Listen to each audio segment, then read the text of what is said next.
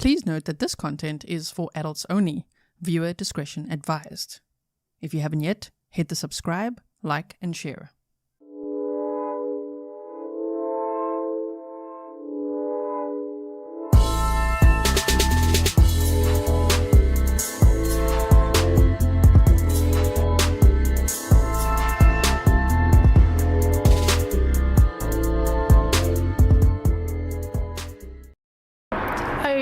I don't think she would have ever done anything like that, to just pick up and run away with no trace of anything.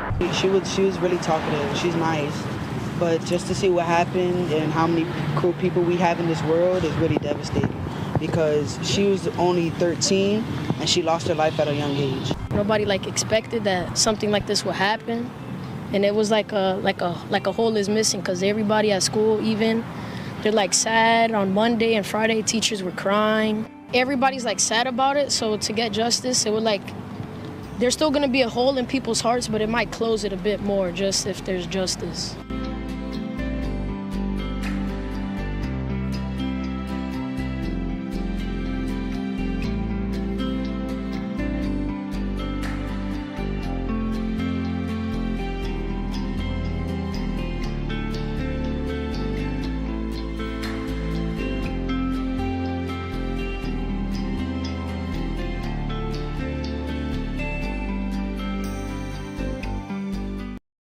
Hello everyone, and welcome back to another live stream with me, Grizzly. This is Grizzly True Crime, and today we continue to analyze these police interviews which were provided from the court as audio-only files. Maybe one day we'll get the visual ones, the video filmed ones.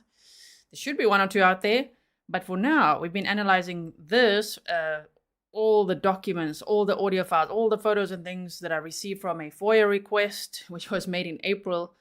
And so now we're going to listen to Stephan Sterns' interviews. Now, what I want to say quickly is, if you remember, 3 months ago, we actually listened to one of these three files, okay? It was a 44-minute long police interview of Stephan Sterns that one of the media companies had put out. And I'm like, okay. So now we have three. So we're going to listen to the first one. It's all in chronological order now. We're going to listen to the first one. Then that middle one again. I might comment a little less because we already have an episode that I'll link for you. It's also on the playlist that literally we commented on a lot. And then we've got another one after that, which is about 25 minutes. All right. Welcome to all my moderators. Thank you so much for everything you do. Welcome to all my patrons. If you are on Patreon, firstly, thank you for being there, because it's a great source of support. And I've just posted a new video for you guys on there, which is all behind the scenes stuff. You get to see the cats more. I talk about my day and whatever like that. If you like that, it's on Patreon. And welcome also to my members, subscribers. We've got lots of new Grizzlies here. And of course, any locals in chat. This case happened in Florida. And any family and friends of Madeline Soto, who lost her life at 13 years old. And the guy that's been accused, that's who we're going to listen to today. And he lies a lot. So much. I'm probably going to eye roll the whole, this whole episode. If you see me just rolling my eyes and getting more and more angry, maybe a little red in the face, this guy is so irritating, on my word. To think that he's accused of abusing a little girl from at least when she was 8 years old based on evidence on his phone. And then accused of taking her life when she just turned 13. And it sounds like the motive could be he was jealous, or she asked him to stop, or she said, you know what, I'm going to tell on you. We don't know. We've been speculating what the motive could be, but oh my goodness, it's frustrating. So, and I know many of us are trying to track all the lies because we want everybody to be held accountable that maybe should be. I don't know if we'll see that or not, if anyone else will be arrested or not. But if they need to be, I hope they will be. Okay, so I've got my little logo down here today because I'm going to put this up here. So there's a close-up of this guy. This is what Mr. Grizzly, my husband, was like, what is this look? What is he wearing? What is on his head? And I'm like, it's a backwards cap. He's like, what kind of look is this guy going for? I don't know, man. But anyway, so you won't be staring at him the entire time. What I've done is I've overlaid photos. The first are photos of him, okay? Fully clothed, don't worry. Okay, all photos of him. And then the rest of the video, the audio we have today is 1 hour and 28 minutes long, okay, with 3 interviews. Then later, it's all his vehicle, his dad's vehicle, but the one that he was driving. And at the end, we also look at a little bit of Jenn's vehicle. Okay, so it's those evidence photos. All right, everybody, get your snarky pants on. The last thing I want to say before I play this is if you actually want snarky pants or like our snarky merch, we do have that. People are still asking, can't you make it? We have it. It's on grizzlymerch.com. I have a whole wardrobe of snark tank and snarky pants, and it's literally what I wear out and about. Okay, I'm always representing. So if you want that, yeah, put your snarky pants on. Let's get ready, everyone. Here we go. Let's make sure the sound is good for you. Okay, deep breaths. Tuesday, February 27th, 12:05 hours for OCSO case 24-011313. It's Detective Hunt. Can you state your full name? Stephan Sterns. All right, Stephan. Real quick, do you sort of affirm that everything you're about to tell me is the truth? Yes. Perfect. So you know kind of why I'm out here, right? Mm-hmm. Involving. When is the last time that you saw? Dropped her off yesterday morning. Okay. About what time was it? Approximately sometime between 8:25 and 8:40ish is when I dropped her off. And where were you dropping her to? I was taking her to school. Got it. And it's my understanding that you dropped her off like a little bit away from school. Yeah, she sometimes likes to get dropped off a bit down the road away. She likes to walk over and catch up with her friends, or just not being seen, getting out of a hoopty in front of school. Okay. And when you say hoopty, you're referring to your my car that she's embarrassed to be seen getting out of. Got it. No. She's embarrassed of you. Okay, so this is one that we have not heard together before, okay? This is an interview, if you want clues, from Tuesday, February 27th. Maddie went missing the day before this, okay? This is the next day. This is after he went back there to that scene that night, back to where Maddie's body was in the St. Cloud area. Okay, and they said this was at 12:05 p.m., right? So he was arrested the next day, and Maddie's body was found on March 1st. Yeah, so yeah. All in tanks is distorted sound a little bit with a little static. I know, unfortunately, yeah, I couldn't do much about that. It's just, I just made it a little bit louder for us, but there's a lot of background noise there. Okay, so what you could see is they took pictures of his hands because he had some injuries, some scratches and marks on his hands that they were interested in, of course. And I know that some of the mainstream media are only now breaking the news about Madeline Soto's cause of death, but we've been busy with that for about a week now already. So I could just see there's a flood of emails, and I'm just like, were you not there with us when we read through the documents, guys? Because I've got probably like 80 emails about this news. I'm like, we've gone over that and all those documents. So yes, but thank you so much for your emails either way. I always appreciate information. I just hope people will catch up because we've been deep diving a lot. All right, thank you, Angela. Okay. Where did you drop her off at? Do you remember approximately? It was... You're good. It was along the stretch of road, kind of where all those communities are, leading up to the overpass, and then the school's on the other side of the overpass. So I dropped her off along that stretch where all those communities are. Gotcha. Is it like on the sidewalk or near parking lots? There's a sidewalk there. And then they've got the church on the other side of the street, and then the overpass, and then the school. So it was maybe no more than a block away. Okay. Is the school within like eyesight of where you drop her off? Or is the overpass was definitely within eyesight, and the school was literally just on the other side of the overpass. Gotcha. So if you were to guesstimate it, would it be like a quarter mile, half mile? Yeah, maybe like a 5-10 minute walk, Gotcha. Depending on your speed. Okay. But she also likes the cool morning walks too. She was wearing her hoodie and she was feeling the cold weather, and she likes that. This guy, she loves the cold weather. She was wearing a hoodie. Yeah, she was found in her green hoodie. But do you remember the police, the body cam interviews we saw? You know, when Maddie was initially reported missing, how Stephan said she was wearing a dark green hoodie, blue pants, and then Jenn sort of corrected him and said, no, black shorts. And he's like, oh, okay, black shorts. And then her teachers, we listened to their interviews yesterday. Her teacher said she often, very frequently, would wear her green hoodie, black shorts, and white Crocs. So it's an interesting slip that he had there on that body cam. Those they weren't really interviews. Those were more like, it was body cam of talking to them being Stephan Sterns and Jenn Soto about Maddie being missing when they were at Jenn Soto's mother's business, right? Stay Wild Mustang is like, his voice is so gross. I know, right? Oh dear. We like to see this, right? Cuff him. That's right, cuff him. Okay, so keep going. How common is it of you to drop her off to school in the morning? It's not common for me to do it most of the time, but I'm up here and I'm helping out as much as I can and working, so she was trying to get as much sleep as possible. And I was doing the school run this morning. Okay.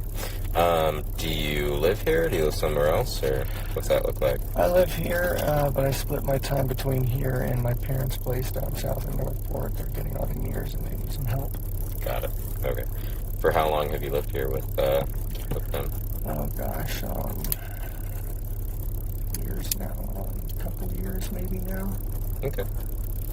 And what does your time splitting look like? Are you here for days, weeks, months, something else?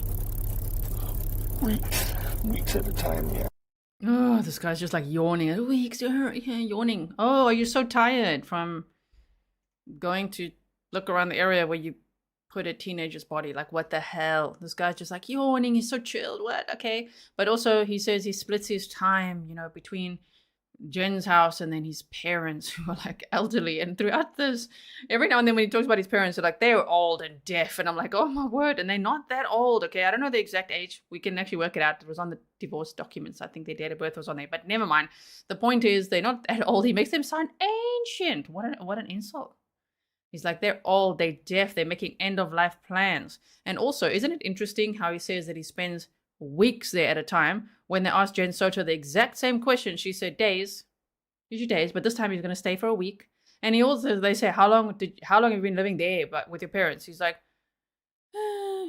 just a little while. And before that, how long have you been living here then?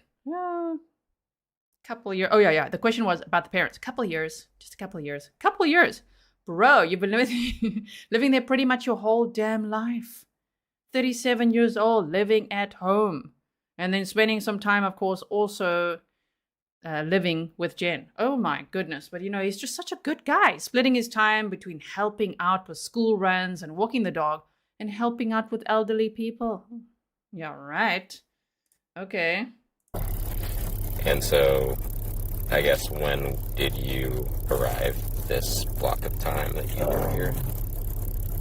Day before yesterday, actually. So, Saturday? Yeah. I think. So you got here Saturday night. Got it. And it's down in Northport that you actually split your time with.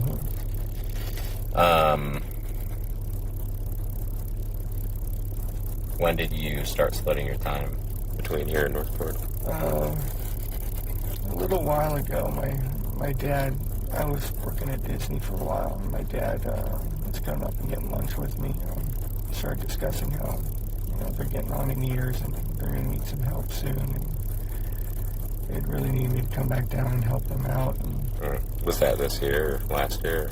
Last year heading into this year, yeah. Yeah, so like December-ish. Yeah, they're already making end-of-life plans, so. Oh no, I'm sorry to hear that. The detective, oh no, I'm sorry to hear that. He's like, yeah, they're already making end-of-life plans. These ancient parents of his, which sound feisty as hell, those parents. There's nothing ancient about them, right? It's him wanting a comfort zone for his entire life. He wants to go back and nest, Oh, my word. And he blames it on, you can see, he blames everything on everyone else. No, they needed my help, so I went there, just such a nice guy, right? Oh my goodness, okay. Yeah, at least they're getting a plan together now. So normally, if you do drop her to school in the morning, although it's typically not you, is that typically what she requests to be dropped? Is that from everyone or just because of your car? She doesn't mind getting dropped off much. It's the nicer white Sentra over there. But it is very common for her to get dropped off down the road and want to walk up and find her friends and kind of hang out. Does she does she typically hang out with her friends only at school, or does she have any in the neighborhood here? She doesn't have any in the neighborhood here, but she does have friends from school that she gets together with on weekends and whatnot. Okay. So after you dropped her off sometime between 8:25, 8:40 area, do you I remember? left my phone at home, so I wasn't sure what the... Gotcha. That's fine. Do you remember what you did after? Or? Yeah, after I left her, I was watching her in the rearview mirror. I was just driving away. And she looked like she was making her way towards the school like normal, so I went on with my day. I went over to the vape shop nearby. They were not open yet, so I came back home, hung out for a little while with Jenn, and then after about an hour, I went to check the vape shop again, and they were open, so I took care of my stuff there, and it became a normal day. Okay. So... No, it didn't. It was just a normal day yesterday. I was just going to, vape shop, couple of Targets, dropping off a body. What?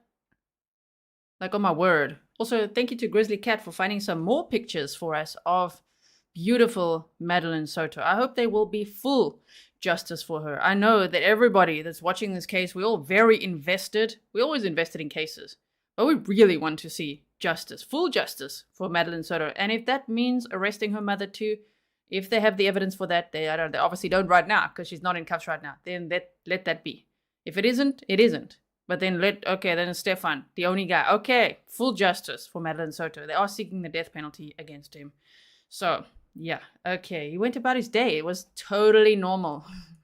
It's kind of like telling the cops, don't think about my day. There was nothing out of the ordinary with it. Like, yeah, right. To go through I asked Jennifer the same questions just to go through everyone's days, but just to go through yours. So you dropped her off at school, and you said you went to the vape shop? Correct. They weren't open? Correct. Do you remember about what time you got home?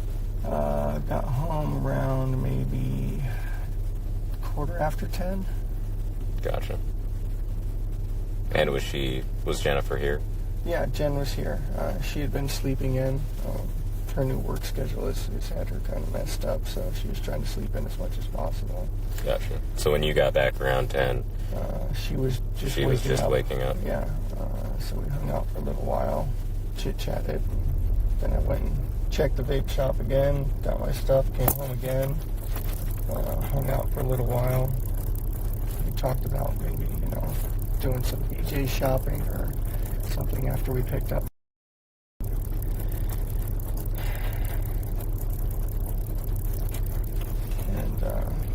And she wanted to take a nap again. I had a couple errands I needed to run, so that worked out fine. Sorry. It's interesting that in this first interview, he forgets about Jen Soto's blood appointment. She had some blood work to do, and she said it was around 10:15 was her appointment, and Stephan called her 10:18 to say he forgot his phone at home. Was the doctor's appointments usually can run late, but I was just wondering, weren't you supposed to be in your appointment at 10:15? But he's calling at 18 minutes past 10, apparently. And here he's kind of saying, yeah, he got back and he was just chilling with Jen. Later he remembers, oh, yeah, she went to that blood appointment. I just want to know if she really went. I know the police will know. But I don't think we know 100% that she went, because we're basing on what she says and what he says. Did she go to that appointment? Did it exist? I mean, that would be a really dumb lie, because they could check on that very easily. I wanted to check out a couple of the card game shops in the area. Oh, okay. One of my trading card games just had a new release, so I just wanted to look at stuff. Ended up getting a flat tire. Okay. So that's why my hoopty's on. Where'd you get a flower? Where'd you get a flat tire? 192. That was hair raising. And that was when you were out shopping during the day? Yeah. That was between the hours of noon and 2. Okay. Got it. And then so after... we needed to leave by 2. He said it was hair raising.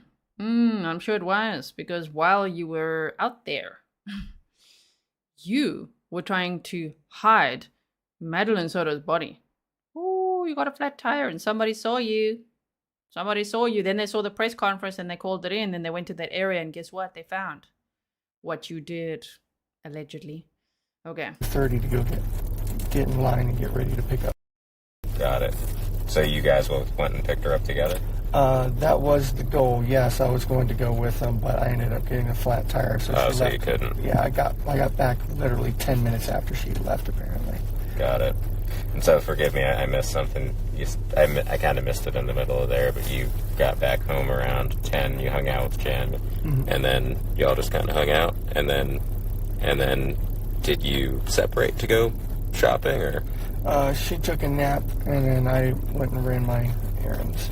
Okay, got it. And then around noon or 2 o'clock, is when you got the flat tire, and she was leaving to pick up. No, so when we hung out first, I'd gone to the vape shop, which was now open to get my vape, and then came back and hung out more. And then we separated, and I did my errands, and she took a nap. Got it. That was around noonish when that. Got it, okay. I just want to make sure I had that straight. So you went back to the vape shop. Which vape shop is it? Where's the vape shop around here? Cigarette Online on... Amy Beck says she did go to the appointment according to the pings on her phone that morning, the PDF files. I remember going over the PDF files, but I do not remember. I know what you're talking about. Those ones we looked at a while ago. Okay, they did actually show that. Okay, good to know. Thanks. See, that's a really good reminder. Okay, so she went there, but he forgot about it now. He's just like, she was napping, went out, she was still napping, hung out, yep, napping, like, oh, blood appointment, right. Thank you, Amy Beck. Yeah, you guys, Claire says, he sounds so calm, lying. All right, exactly. And Marley said he wants to explain the defensive wounds that he has on his hands. Yes, that's why he's talking all about the tire, isn't he? He's like, oh, yeah, so I had a flat and everything. Because he has to explain, why do you have all these scratches on your hands? Got to make a reason for that, right? Oh, my word. John Young. Oh, okay, I didn't know there was one around here. E-cigarette, e-smoker, e-something online, but I've been going to them for a while. I think I'll remember their name. And you made it out there about what time, you said? That was probably just after 11 that I finished up there. Okay. Got it. Now, can you remember the day prior to Monday? Do you remember, I mean, I guess if anything happened between Saturday night and Monday when you were here that might have sparked wanting to... She was so happy. Okay. Because already, right? And all three of us are together, and she was so happy. Tell me about Sunday night. Tell me about Sunday into Monday. What you remember? She had just had a party. She was excited. Sorry. It's okay.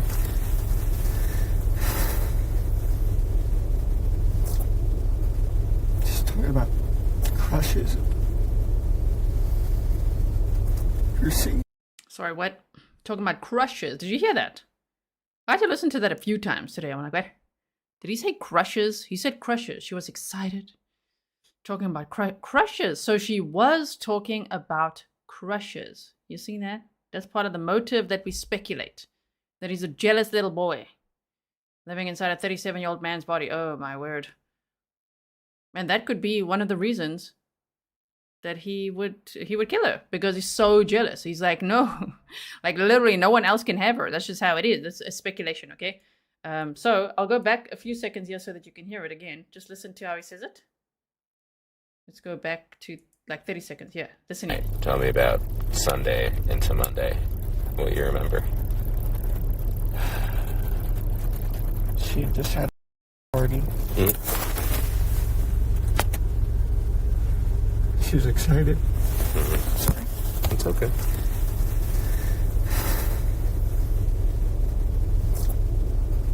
Just talking about crushes.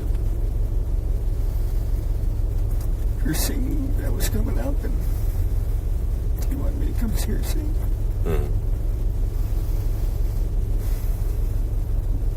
Nothing bad. She was just happy. She was very happy. Everyone was happy. Okay, so nothing bad. She was happy, just really happy. But you are crying, bro. So like, it clearly wasn't happy for you when she was talking about her crushes and her upcoming singing. And, you know, he just really, He says she wanted me to be there to hear her singing. Are you sure? True crime, we're strategic eyes.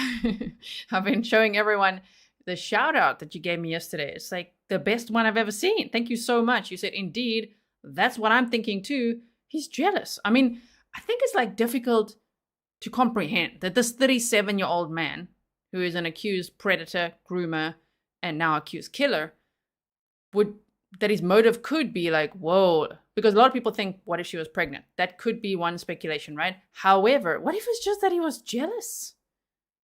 It could be. You get that in, I'm going to say like adult cases. You get it in many cases, but you know what I mean? If it's like adult relationships, we see that a lot. If it's like jealousy and like, no, if I can't have you, no one else can. That coercive control. Yeah, what if this guy was also like, wait, what? Crushes? You have a crush? And he said crushes. She was just talking about crushes. Crushes. And her upcoming singing. I don't think she wanted him to be there. And she apparently phoned him and said, are you going to be there tomorrow? Are you coming tomorrow? And he's like, yeah. And then she had a meltdown. Now, we don't know if the meltdown's because the friends cancelled last minute to go to a party, and that could have been because they all got a cold. We just don't know. There's so much we don't know. But man, I don't know. This guy, he was determined to go there. And when we go through all the photos, we're going to go through some of her gifts as well, because we can actually see it on the, what do you call that? Like a dresser. We can actually see the things that his mom talked about. We could see a bracelet and all sorts of things. So we will go over that in one of these upcoming episodes.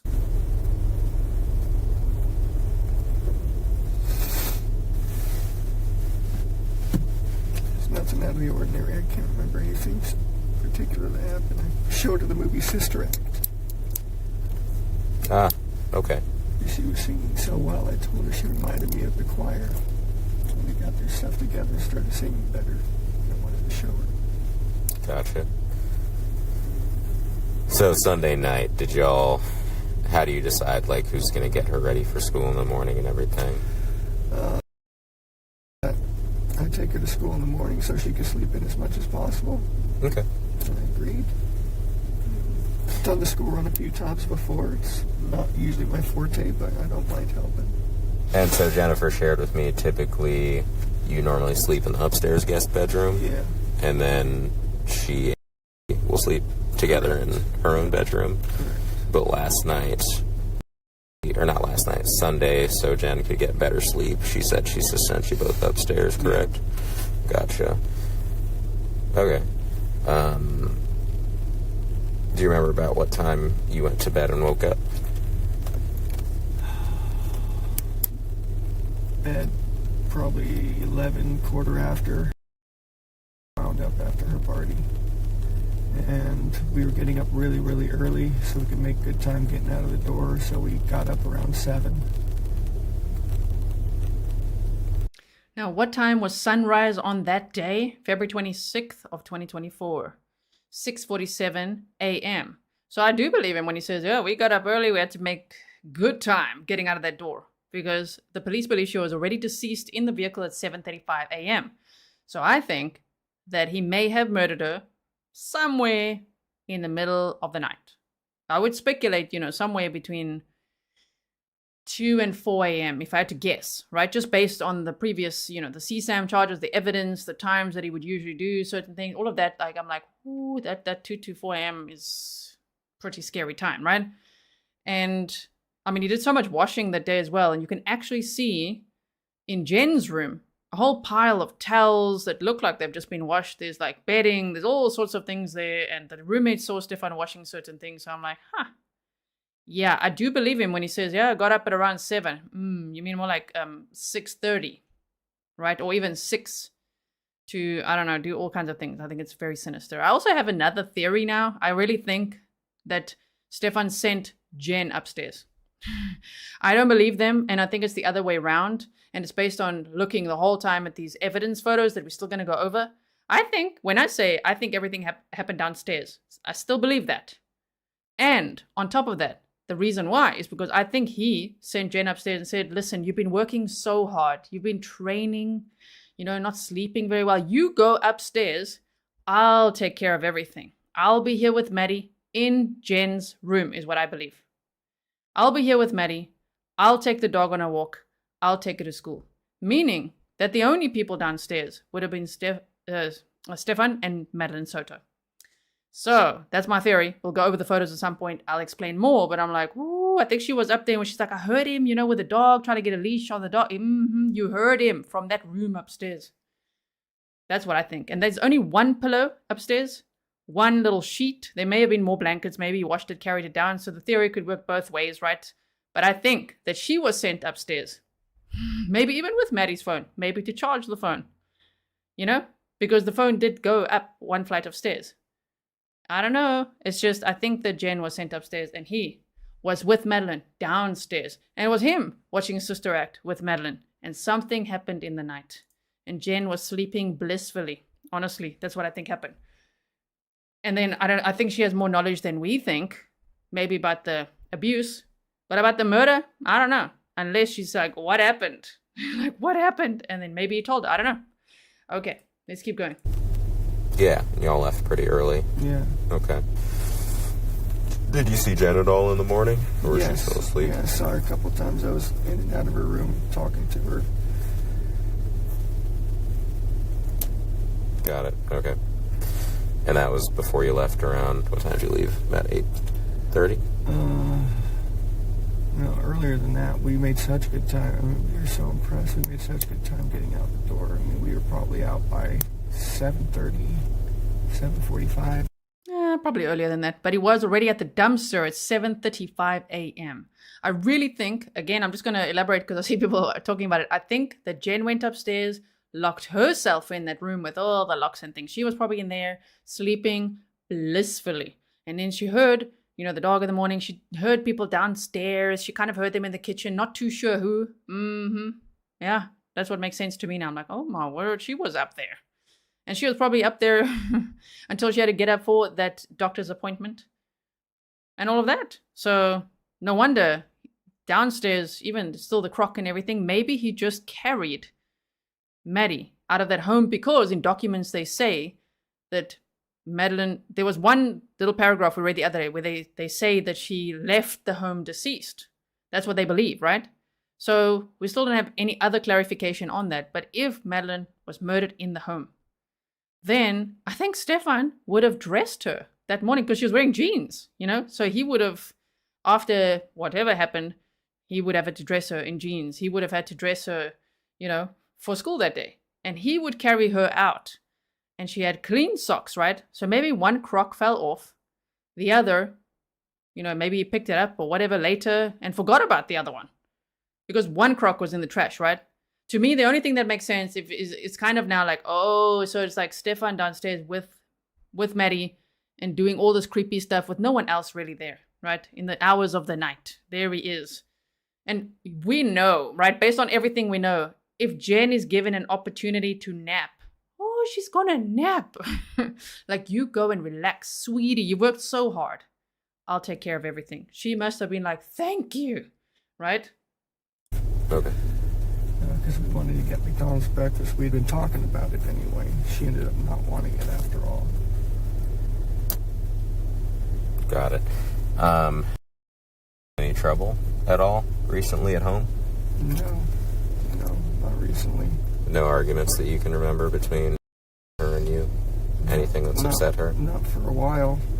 When was the last? See, he says not for a while. I won't interrupt this much when we get to the middle portion. As I said, the middle interview is one we've already commented a lot on. I'm sorry, I'm breaking a lot now because we have to, like, oh my word, there's so much we have to talk about here. Because it's like hearing it after everything we've already heard. This is like the deepest dive now. We now have to unpack all of this stuff based on everything we know, right?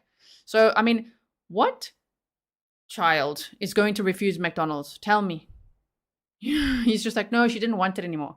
Even if she had just said, okay, let's go get it, and then maybe she keeps it for school lunch or something. His story makes no sense. Oh my goodness. Wow. Okay, so. Time. Maybe a month.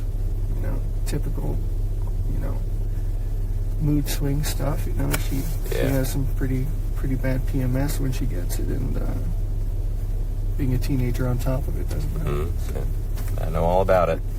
Now, you said I think you said she left her phone, right? Yeah. Where did she leave her phone at? She left it in her room.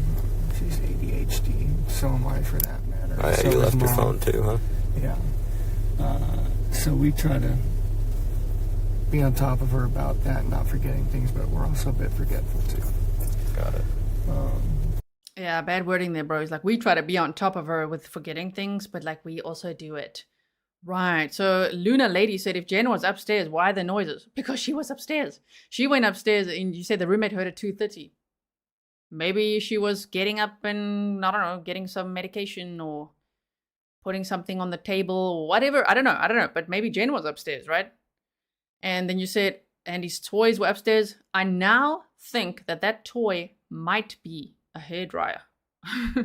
The Google reverse searches all showed it was one of those toys that I talked about in a previous episode. But when I looked at more photos, because the photos are all different formats, right? So I'm now looking at all the photos. I'm like, I think it could be a hairdryer. And the police took it. We're going to go over all of this. They took a picture of the floor.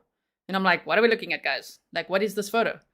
Oh, when you zoom in, there's these like long black hairs on the floor, which would be Jenn's hair, if we speculate. Could be Maddie's, but her hair is lighter. So I'm like, oh my word, that's when it hit me. Oh my word, Jenn probably slept up here. And I don't know why her hairdryer, if it's a hairdryer, would be upstairs. It could still be either one. I don't know. It's just a theory that I have, right? I'm just like, oh my word, I think she went up there for the night to have a really good night's sleep. So, oh my goodness, okay.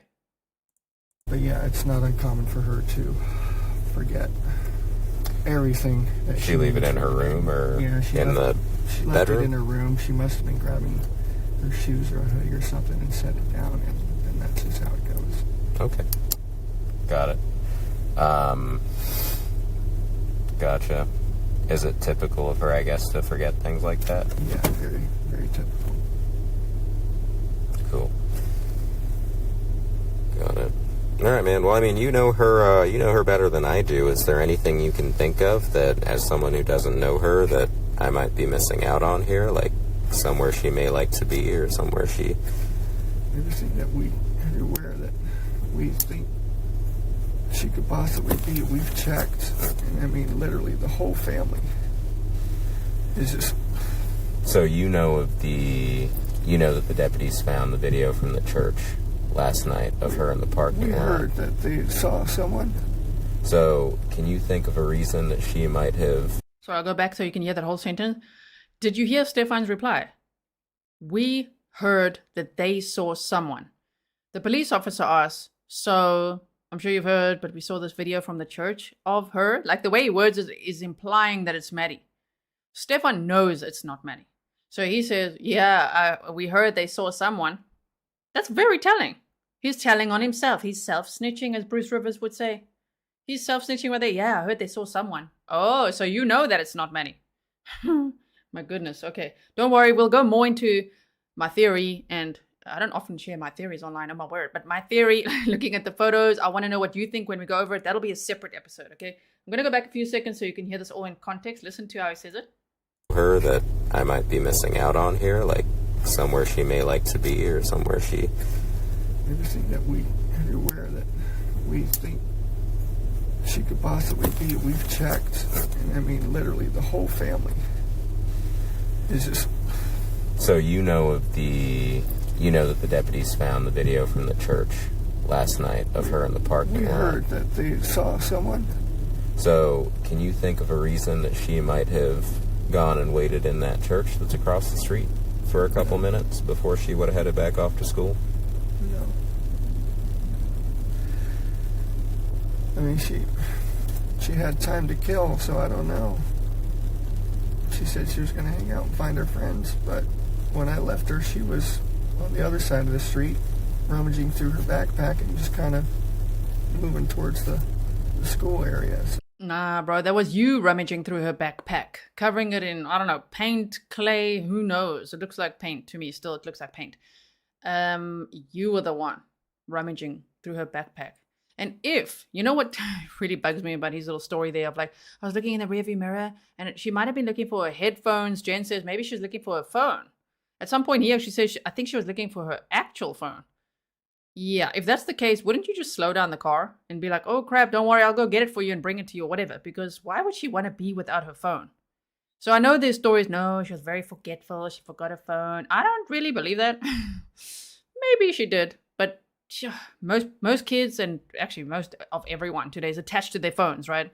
She would need her phone at school, especially with this guy dominating all her time and energy, as if he owned every second of her life and her body, unfortunately. Oh, my word. But like, the fact that he's like, oh, she just forgot her phone. Well, then how are you going to connect with her all day? How are you going to message her all day? How are you going to be FaceTiming with her all day like you usually did? Oh, not that day. And he wasn't upset about it either? Oh, he also just forgot his phone at home. That's also very telling. No wonder there's no FaceTiming, no messages, nothing going on that day. He forgot his phone. Oh, she forgot her phone. Interesting, Stephan Sterns. Very interesting. It looked normal. What do you think she was looking for? I assume she was just looking for some headphones or something for her walk, but she might have been looking for her actual phone. Got it. Okay. Yeah, I mean that's all I can really think of at the moment. I think I have a phone number for you. I tried calling you earlier, but you might have just been asleep. Yeah. So sorry. No, it's okay. 256-1832. That's correct. Gotcha. What's your address when you stay down south? When I'm down south, it's my parents' house, so I did not like being there if I can help it. Yeah, well, I mean, it's nice of you to help them out. It's just Listen. a stressful environment full of poodles and deaf old people. Nice. Isn't he such a grateful little boy whose parents housed him and financed him his entire life? And he's like, oh, just don't like being there with all the poodles and old deaf people. I hope they heard that. Hey, if they're watching, hi, I hope you heard that. Listen how he talks about his parents.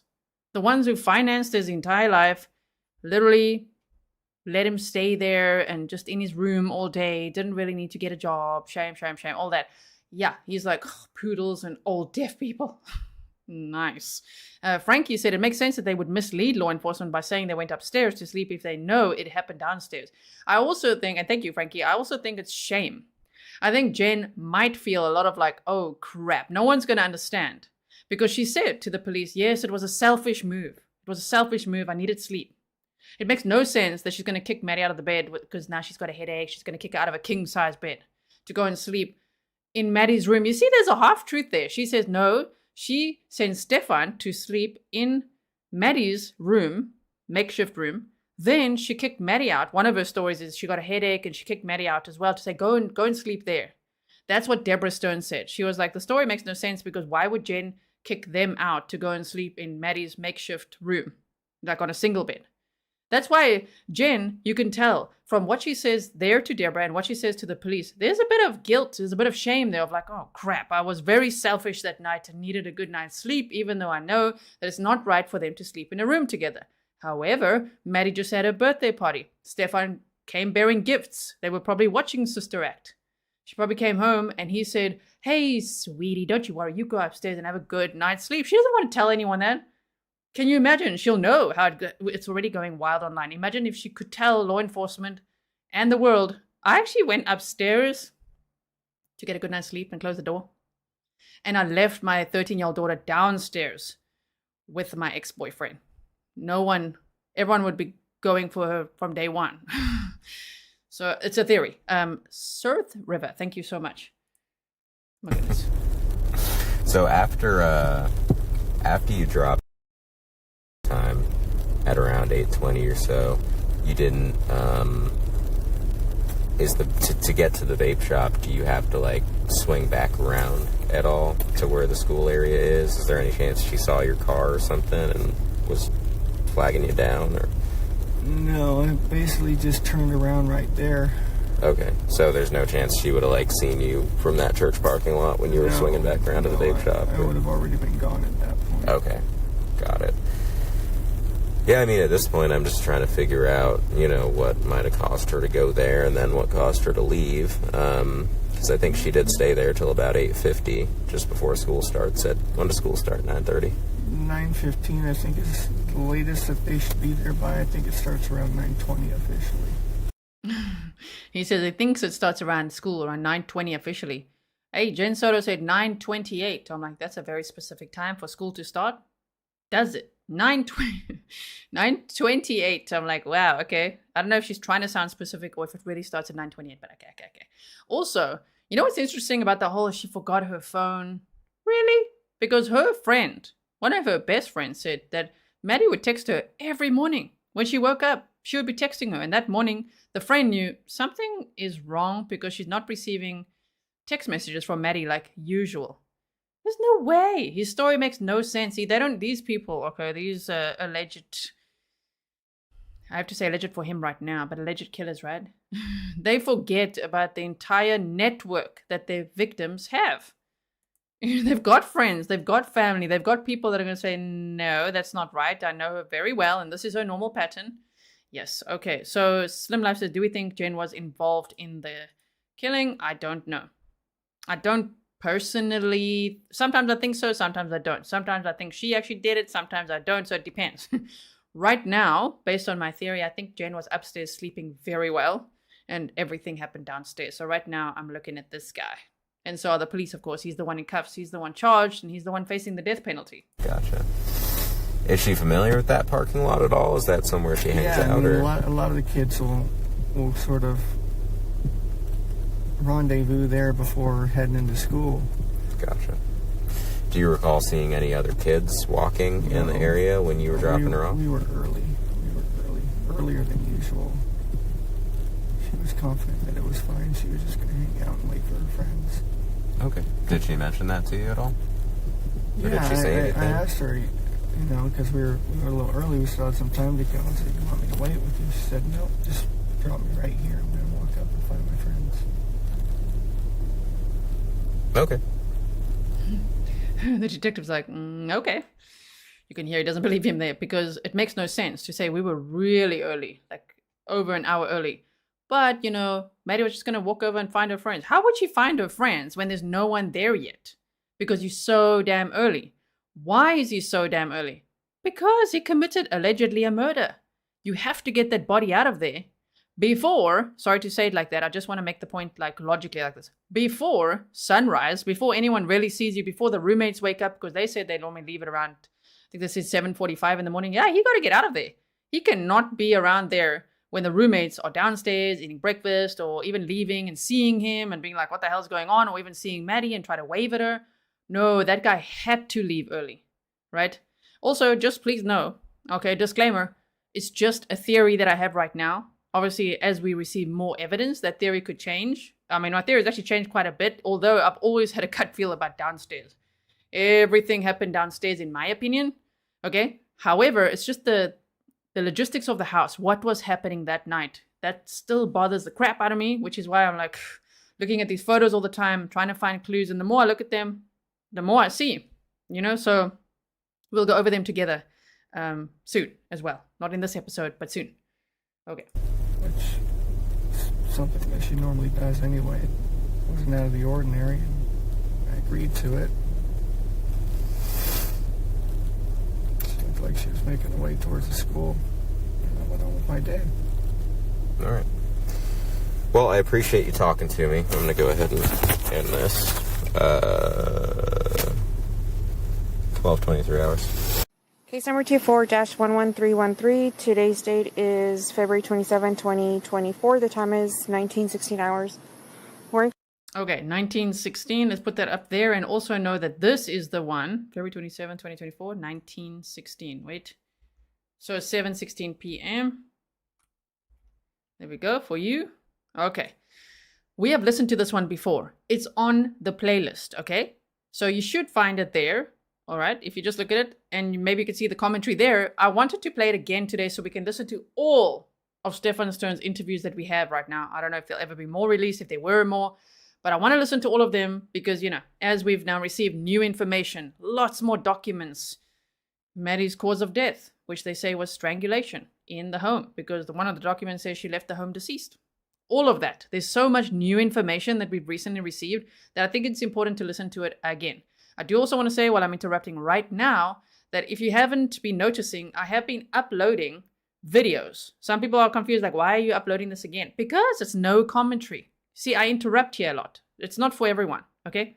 We're all studying this as a community live streaming, talking about it together right now in real time. However, if you just want to listen to the audio, if you feel like, no, man, this is distracting and disruptive or whatever it is, or you want to also do that, which I also want to do, okay? I will upload these files for you maybe after this. Might run out of notifications. Tomorrow. I've uploaded one for you today, which are Stephan Sterns' parents' interviews. And I'm slowly but surely doing that for you, making those like case files for you of all these chunks that we are studying. All right. So don't worry if you feel like, oh, stop interrupting. It's coming. Okay. The videos are out there. There's already Jenn Soto's ones and the parents' ones. The teachers' ones will happen and these ones will be uploaded for you. Okay. And then please leave your comments over there as well, because I love reading what you guys think and what you pick up. Kissimmee speaking with Stephan Sterns. Okay, so I know that you already spoke to the other detective, right, about everything that kind of happened today. If you can just kind of go over it with us one more time, the timeline from like when you guys woke up and took her to school and all that. So we woke up early. The plan was that we were going to get McDonald's breakfast on the way, so we made amazingly good time. I don't mean to interrupt you, okay? Neither of us were here yesterday. So if you can be kind of like specific about like times and... You see, they want to rehash the timeline with him. I think that's what's happening here. It's almost done in a little bit of a relaxed way. Like, oh, okay, just whoa, just back it up.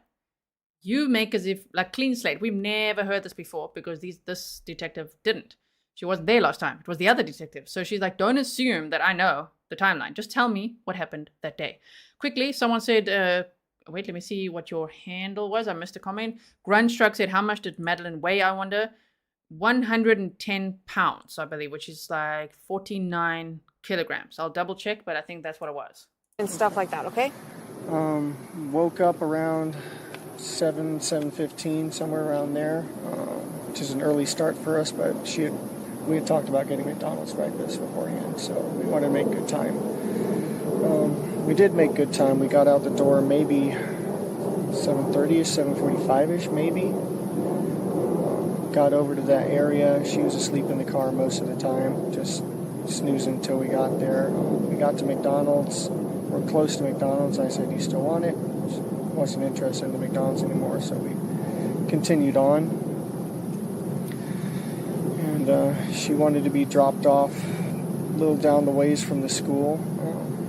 She's got this phase that she's been into lately where she's very particular about what car she's seen getting out of in front of the school.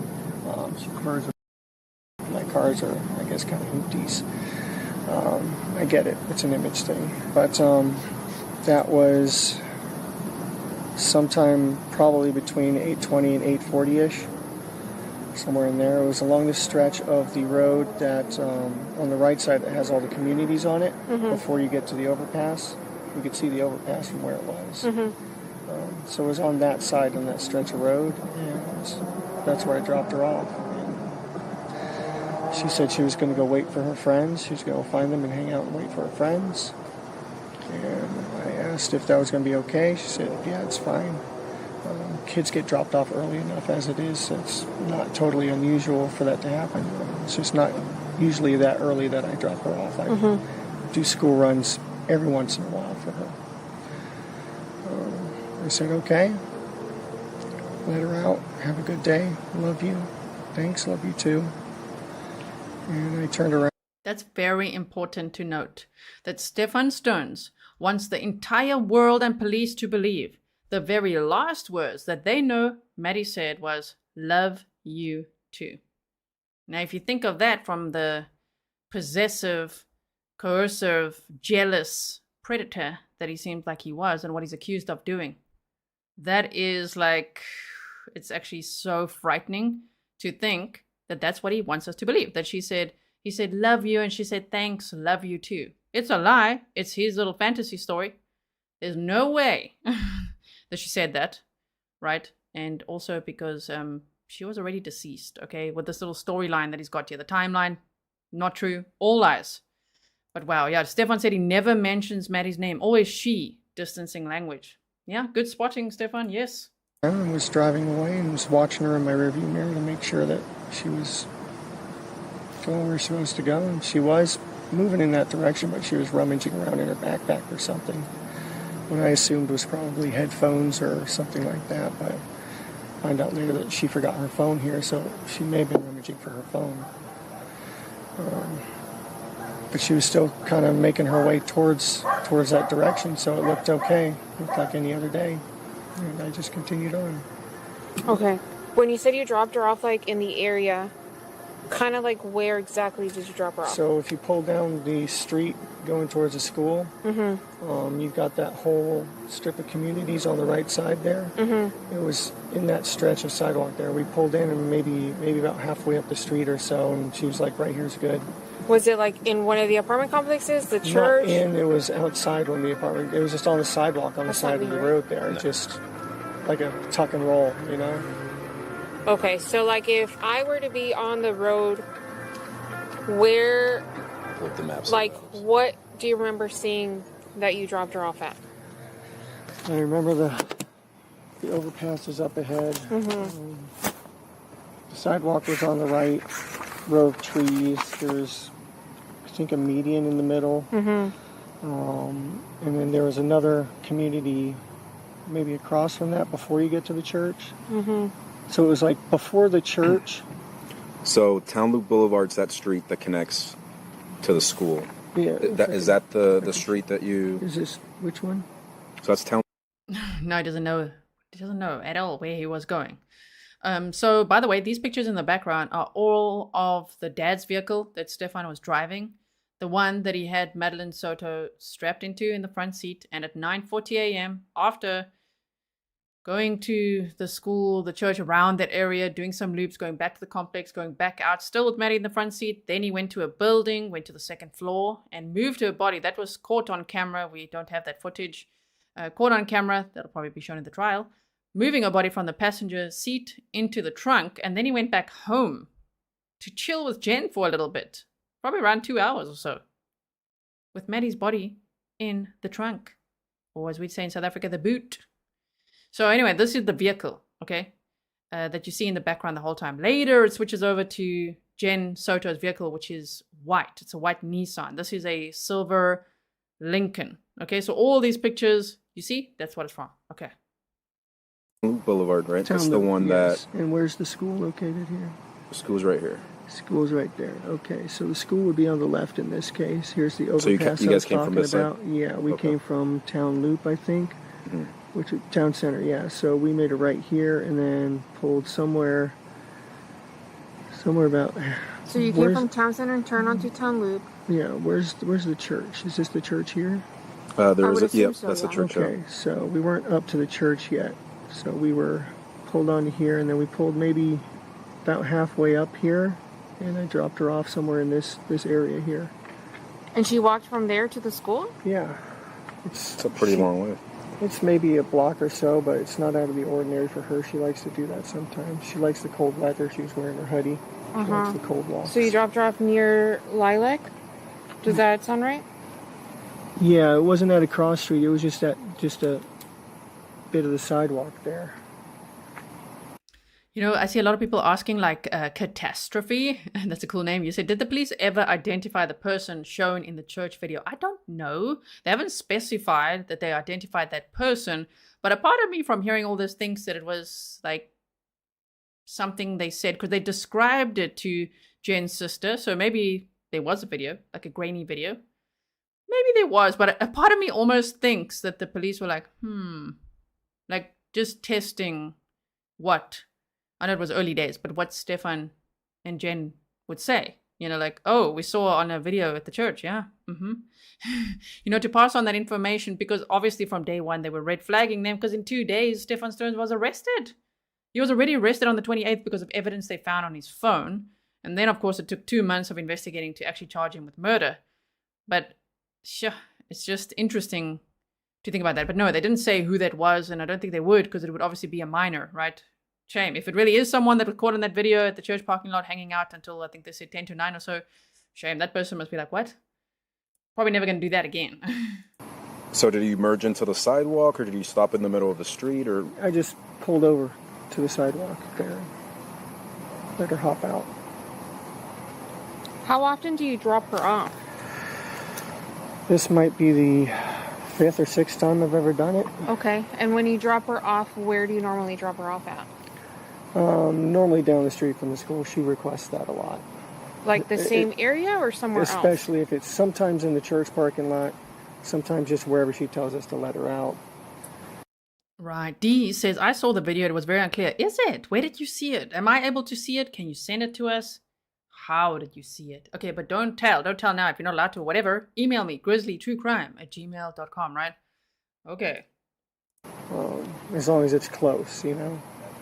So it's halfway between Town Loop and Town Center and the church? Yeah, it's just in this stretch right here. Like we got about maybe halfway up and it was there. The McDonald's that you guys were going to stop at, did you pull into the plaza at any point? No, she 86'd the idea before we even got there. What do you mean by 86? Pooh-poohed the idea, didn't want it anymore. Okay. Wasn't in the mood anymore. At any point while you were driving to the school, did you make a U-turn?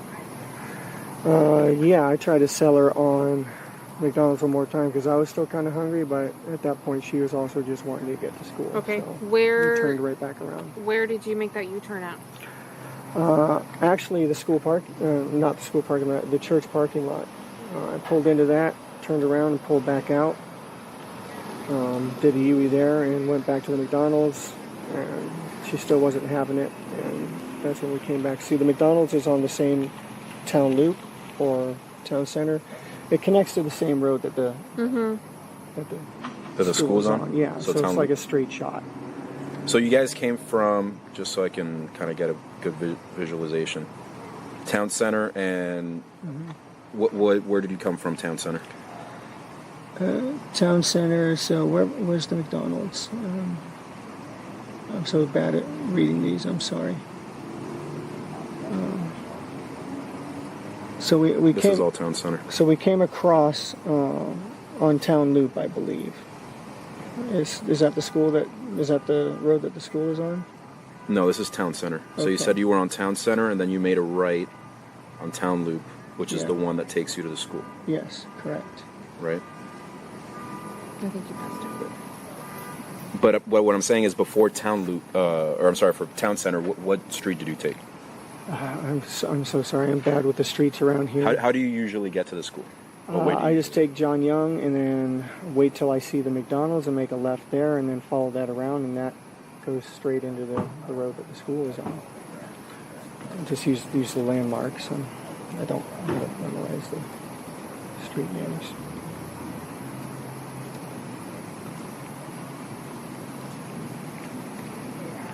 Is that JYP?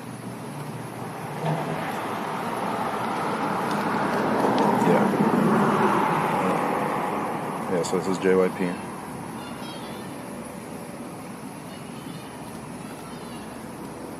I mean, at the McDonald's you turn right? And then you said you made a left at the McDonald's? So that's John Young Parkway, you're going north on John Young. McDonald's, and then go around, and then that shoots straight into the road that she's on. Okay. Because that's... I believe that's the correct road. Yeah, well, that's the fastest way to get there, but you told me you came from Town Center and Town Loop. I'm sorry, I don't know the street names. Okay. I'm sorry, So, I'm doing my best. that's okay. So now that we know that you came from John Young Parkway and you made a left on Town Loop, so you passed the McDonald's. Yeah, that was when she said no to McDonald's the first time. Okay. So you guys keep on going on Town Loop. Yeah. But at that point, we still had a lot of time to kill. Very early. So what did you guys do? Drove towards the school, made a U-turn, came back, tried to do the McDonald's thing again. She didn't want it. So where did you, one more time, where did you do the U-turn at?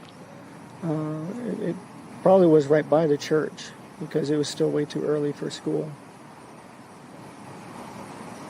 So it was on that stretch of road. I mean, they had the meeting there and the separation, so that left turn where the church is, you can make a U-turn there.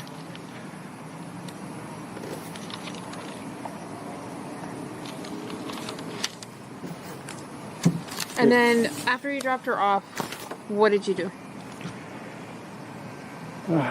Stayed, talked to her for a minute, made sure, is it all right that you're going early? Because it was still early. She said, yeah, it's fine. I'm going to hang out and wait for my friends to get there, which she does sometimes, so it didn't sound, outrageous or anything. That was it. Told her to have a good day. I loved her. She told me she loved me too. I turned around to leave, and I was watching her in my rearview mirror, and she looked like she was walking in the right direction. She was rummaging in her bag a little bit, like I said, but still sort of just shambling in the right direction while she was doing it. So it looked normal. It looked okay. Okay, and then what did you do after you left the area? I left to go to the local vape shop because I needed some more vape juice. They weren't quite open yet, so I ended up going back home. Hung out with Jenn for a little while. Waited about an hour or so, and then went back and checked the vape shop again. It was open, so I got... I wonder if what they're showing here was just in the vehicle. It looks very new. Or if he bought it at one of these, he's making up all these stories of going to like comic book stores, a couple of Targets. When he goes to a couple of Targets, running some errands, just a few Targets, I wonder if he bought this so that he didn't have to put the GPS on his phone, just to have some sense of direction.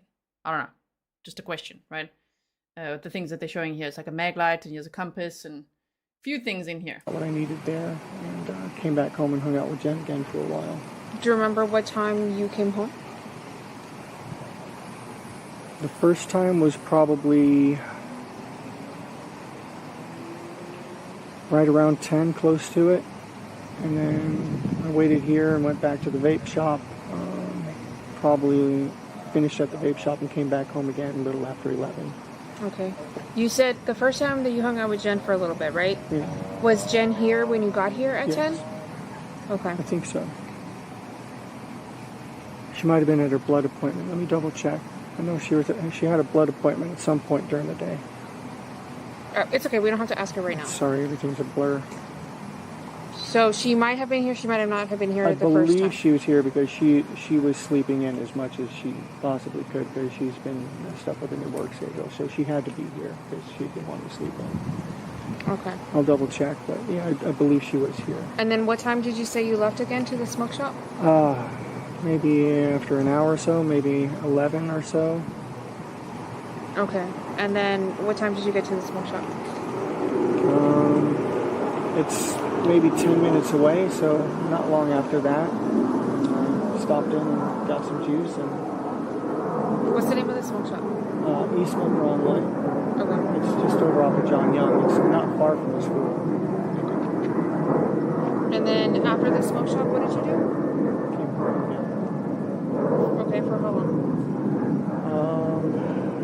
At least until maybe 12:30. 12:45-ish, something like that. And then what'd you do after that? I had a couple errands to run over on 192. She was talking about making a BJ shopping list. She just wanted to make sure I was back in time for us to both go pick up. So I was visiting some card shops around the area on 192. I'm kind of a nerd, so we had a new trading card game release, and I was seeing what the situation was with it. I know that his face sometimes blocks some of the corners of the photo. I just put him there so you know who's talking, right? But we are going to have a different live stream coming up in the next couple of days where we're going to go over. And I might have to do multiple live streams. We might do it per room, or like, let's look at the vehicles in this one and the other one, and then we'll go over each thing. There's a lot of talking points, lots to discuss, right, with each and every photo, just about. So don't worry about it. You're not missing out. We will go over all of it. And I've also overlaid these photos throughout many of our episodes that we've done so far. Thank you for all your commentary. Please like and share so others know we're also live right now, and they can come and join us and share their opinion here. If you've heard this audio elsewhere, number one, this one we're listening to right now, this one, Tuesday, February 27, 2024 at 7:16 p.m. We heard it together 3 months ago, okay? But on this channel, this is the very first time now that we are listening to all of them all at once. All three. We listened to one that we'd never listened to before together. Now we listen to this one that we actually heard together as a community 3 months ago. maybe you missed it. So this would be your first time then with us. And then right after this, we're going to listen to his last interview that we have, the audio files that I received. Okay, so we've only listened to 32 minutes so far, and the audio I have altogether today is 1 hour, 27 minutes. So we've still got a while to go there. Do you remember what places you visited? Yeah, Coliseum of Comics. Stopped by a couple Targets, and I was going to go to House Rules Games down by Oak and 192. But I didn't make it that far. I got a flat tire on the way. Do you remember where you got your flat tire? It was on 192. I pulled into one of those plazas somewhere. It's been about 10 years since I switched out a tire, though, so I made a lot of rookie mistakes and ended up pinning my thumb between the frame and the jack. Yeah, I'm lucky it's not a lot worse than it could have been. Do you remember the name of the plaza by any chance? Do you remember like what stores were in this plaza? It was like right before you got to Oak, though, so it was one of those little strips. Okay. And then but I did not make it back in time because of that. I thankfully had the spare. I put that on. And he lies so much about where he changed the tire. I mean, we know why, but it's literally what busted him, right? He's like, where somebody saw him changing the tire, around there is where Maddie's body was found. If you see something, say something. Thank goodness for that witness. You're like, wait, I saw that car out there. I saw that guy out there. I saw him changing a tire. Sure. Tried to get back in time, but caught every red light on the way. And she ended up leaving out. I was about 10 minutes late on it. So I called her and let her know what happened. I apologized profusely because I promised I'd be there with her to go pick her up. Just sat and waited. After that, she had already gone to get her, so I just sat and waited and hung out, straightened up the house a little bit. That was it. Then we got the call. What do you mean you got the call? Got the call from her that had not come out. So we started getting worried. Started making the calls to her family. Be on the lookout. She might be walking to you.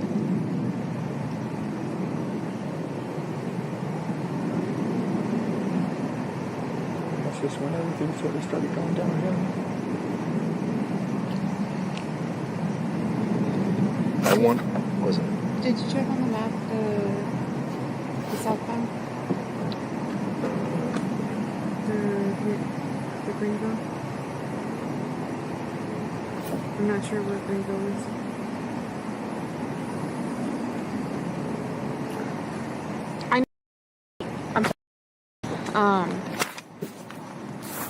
But she forgot her phone, right? Is it normal for her to not have her phone? Unfortunately, she's severely ADHD, as am I. So it is not uncommon at all, and in fact, very, very usual thing for her to forget. I mean, if maybe they both had ADHD, but the way that he makes as if, it's almost like, I don't know, that vibe of like, she's my twin flame. He's like, we're both very severely ADHD. She forgets things. I forget things. We're the same, me and her. It makes me so uncomfortable just knowing about everything that he did to her that we know so far, right? Just like, no, we're exactly the same. I mean, he's pretending like she's a clone of him. That is so disturbing, right? Marilise, thank you so much. She'd forget her head if it wasn't screwed on. And we're forgetful about, writing her about that. We'll remind her, and then it will leave our mind, and she'll say okay, and then it will leave her mind. And is she on medication for this stuff? Normally, yes. She's been staying with her grandparents a lot this week. So she has not been getting her meds a whole lot. Okay. So she was really spacey. Where? Disney. Concierge. He says she was really spacey because she hadn't been taking her medication like as she should have when she was staying at her grandmother's house. See, he says she'd been staying there all week. So I still find it interesting all week leading up to her being home on Sunday when he was there. And I find it interesting that Jenn Soto, when they asked her, when did you last see Madeline? She's like, Wednesday, 11 p.m. I mean Sunday. Maybe it was just a mistake, but maybe it was a slip of the tongue. How do we know? Because he claims, the grandmother though, said that Maddie stayed with her on Friday night. And I don't know, I still am trying to clarify that exactly if Maddie went home on Saturday night or if she stayed with her grandpa or her grandma. That's not that clear. Okay, I've listened to all the things again and again, right? But, I mean, sure, all the things that he said. Okay, I don't want to interrupt too much. Thank you so much. I'll get back to some of my thoughts there. I just want to keep on playing this now. This guy. Can you believe we're going to listen to 90 minutes of this guy? Oh, my word. What changed in her hours that she needs all this sleep? She's training, so it's not a set schedule.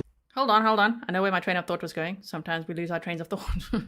The medication. It was Madeline Soto that said she hadn't been taking the Miralax consistently that week. And that is very concerning based on what Jen said he likes sexually.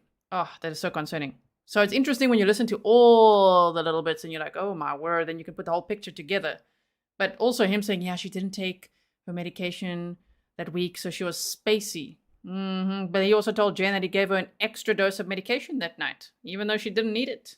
Oh, yeah. Okay. It's just early this day, late closing training this So day. different hours. Yeah, no, that takes a toll. So I came up here. She needed help. I split my time between the two places. I needed a visit. We all needed to be a little happier together. So. This is a green thing. Would you like me? Just tell me. And where's the McDonald's? Right.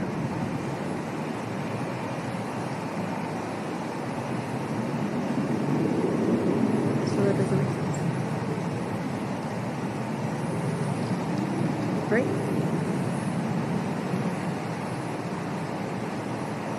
Because the school's up here?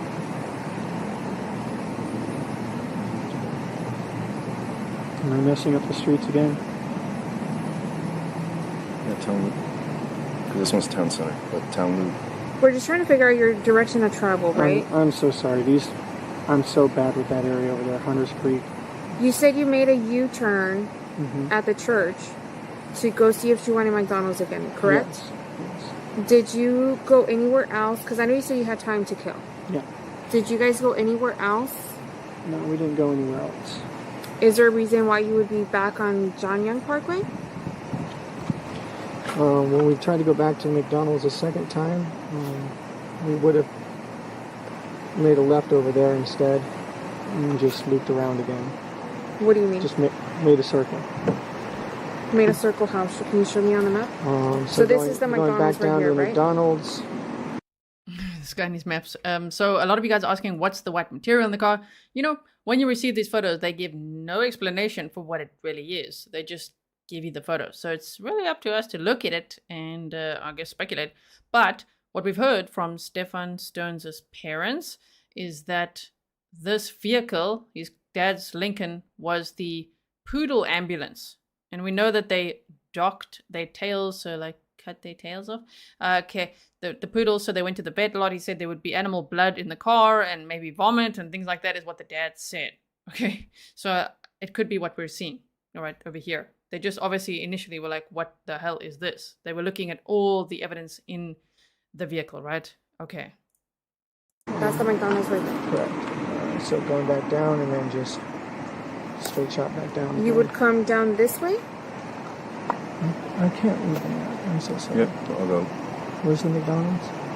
The McDonald's is right here. This is town loop. So this is Jonghyun Parkway. You guys are coming up Jonghyun. Jonghyun. This is the McDonald's. Yep. And the school's on this corner. Correct. Somewhere over here. So we come back out here, there, and then we can take a straight shot back down to the school again there. They connect. Town loop and town center connect. Right. So it's. So where did you make the U-turn? The U-turn was on the street when we were going to go back to McDonald's, and then we drove down to McDonald's here. Right. So just so I don't get confused, you're going up Jonghyun Parkway, right? You're going northbound. Originally, yes. Right. You make a left at the McDonald's. Here, go towards the school. Okay. How far did you get before you made the U-turn? So we got. Is this the school right here? Yep, that's town loop. So we got up to here and then made a U-turn over here, past the median. Okay. So. And back to McDonald's. On Lincoln town loop. Still time to kill. She still didn't want the McDonald's, but I did give her a raspberry and cheese Danish. So did you go through the drive-thru? Did you go inside? No. didn't go inside. Where did you get the Why does he even have to say that? I did give her a raspberry and cheese Danish. No, you didn't. Maybe he had one himself, but why would he even make that up? Why would he say that? And it looked like upstairs in bedroom number 4, where his backpack and everything was, it looked like there was a box of like Danishes, you know? But he's like, yeah, I did give her that. No, you didn't. Okay. Danish from? Oh, the Entenmann's that I brought from home. I gave her a couple of days to put in the car. Okay. So she wasn't without food totally. So we just continued past it again and turned around and said, screw it, just drop you off early. Okay, so you came back around to the McDonald's. And then right onto the school road. What's is that back on John Young Parkway? Yeah, or? back on the John Young Parkway. It comes down here. Mm-hmm. And then here's Town Center again. So then you took Town Center. Yes. The second time around? Yes, and then made a right down to the school. Do you remember what time you dropped her off? I estimated it to be sometime between 8:20, 8:40. Are you on your phone? Do you have Google Maps? I do, but I wasn't mapsing it. When you're giving her rides, does she sit in the front or the back? She sits in the front. She likes to sit in the front. Do you mind if I look at your maps real quick? Yeah, that's fine. One of the Grizzlies sent me an email and said, food for thought, and thank you, you know who you are. Food for thought, in his police interview, did you catch him telling the male officer that he was not mapsing it? And we just heard him say it, that he was not mapsing it. So then this Grizzly said, look at this info I dug up. And it said, why do the terms we use matter? Minor attracted person or MAP is a widely acknowledged term used in the global SO, so sex, man, offender. YouTube is going to be like, what did you just say? Nothing, I didn't say it. SO, research and SO treatment community. They say, we did not invent this term. MAP is not an attempt to rebrand or polish pedos. MAP is an umbrella term that includes all of these groomers, predators, all of that, right? Okay. People into children or teenagers. So it is interesting just to, if that's a term that he may have used, I don't know, mapsing it. Maybe he was just saying he wasn't mapsing it. But thank you. That's why I like it when you guys send me emails, or especially if you leave comments. I try to read all the comments of things that you pick up like that. Very interesting. I also still wonder what on earth all this is. They see them, they're going to unfold it as well. And just to confirm, also, you said, so the second time around, you said you went up John Young Parkway, you went through Town Center this time, made a right on Town Loop, and then you said you dropped her off. Right here in this stretch here. Yeah. Around this area, okay. Which was before the underpass? Correct, before the underpass, just before the church. The church was ahead on the left, the underpass was just beyond that, the school was just on the other side of the underpass. So maybe on the left-hand side? Maybe a block away. Okay. And you said that that's typical of her to walk that distance? Yeah, she likes the morning walks when it's cool. She doesn't like being seen getting out of certain cars. Being a middle schooler, it's an image thing. And she will sometimes like to hang out and wait for her friends. She's known to do that.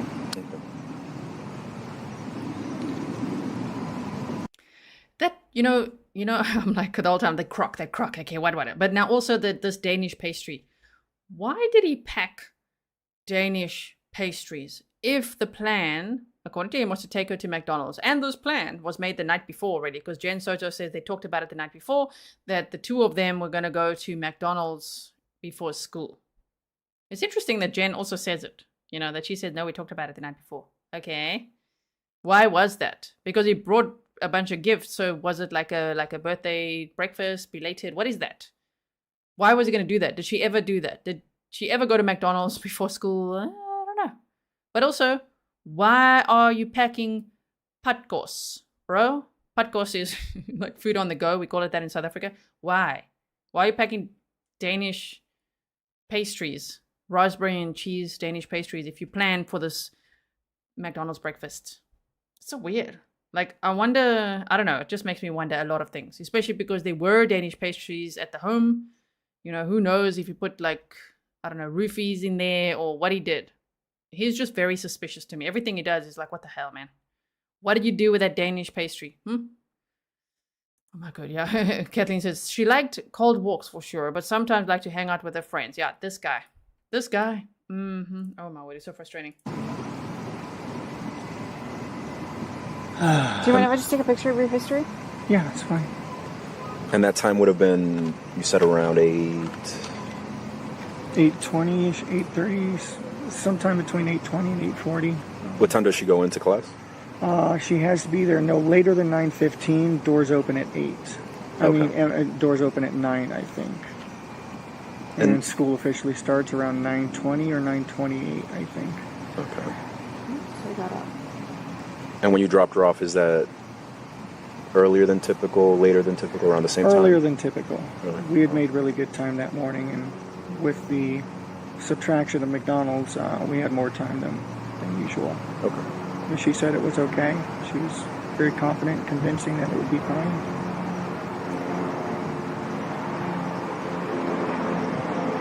And you saw what direction she walked to after you dropped her off? Yeah, it looked like she was moving towards the direction of the school like she was supposed to. Was she still on the right side of the road, or did she cross over? She was when I left her, yeah. She was still on the right side. What kind of phone is this? S23 Ultra, I think. I don't know how to work this thing. I barely know how to work it myself. I'm an iPhone person. No. Is it okay if I go in your settings real quick? I just want to see if you're logged on to your Google. I am not logged on to my Google with that, actually. Is it okay if I check? Yeah. Does she have any other devices besides that phone? Any other electronics? She had her school laptop with her. Okay. Is that still supposed to be with her? Still supposed to be with her, yes. Okay. And what kind of book bag was she carrying? Black book bag with like grayish blue hibiscus flowers on it, like a print. That you just happened to destroy by looking. It looks like he put it in a plastic bag. I understand that there could be paint in the dumpster or whatever's on there, but if you look at the photos again, the backpack was in a white plastic bag. The crock was in there, the laptop was in there, and everything was like covered in paint. It's crazy. So I think he changed the appearance of that, which is why he's so confident sharing those details about the backpack, right? Thinking, oh, I'll never find it. Casey said he knew he wasn't going to take deceased Maddie to McDonald's. The pastry was for himself. Now, see that, I believe. He's like, oh, I better pack some snacks. It's going to be a long day. A very long and shady day. Yeah, that's probably it. He probably packed snacks for himself because baby boy over here always needs to meet his needs. Definitely above everyone else's. Only his needs matter. Okay? Wow.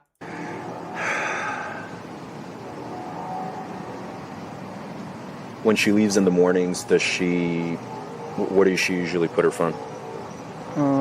Either in her backpack or like her back pocket.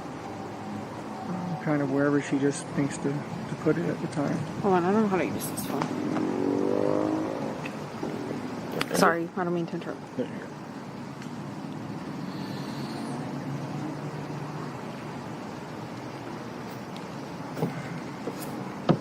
I don't know, you've probably been asked already, but she's never ran away or been away for longer than a certain period of time, amount of time, nothing like that. No, I think she'd know what to do if she did run away. She's not the type. She's a good kid.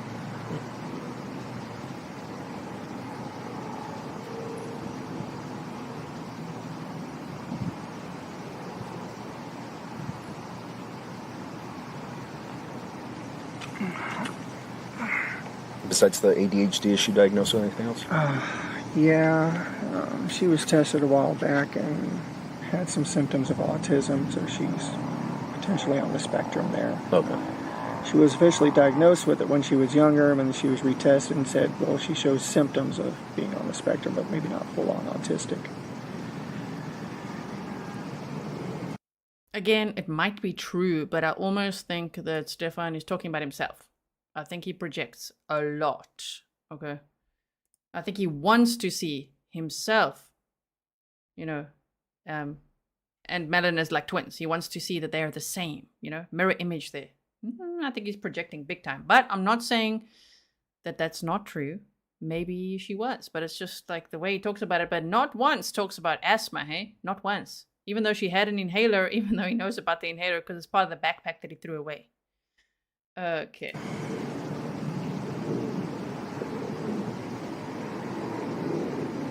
Is this what you use to go places? Yes.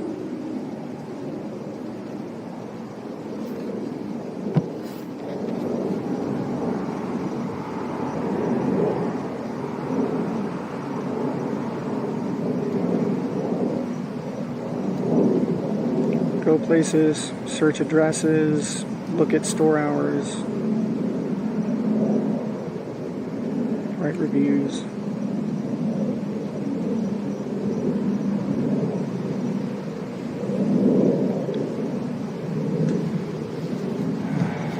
It's a pretty new phone though.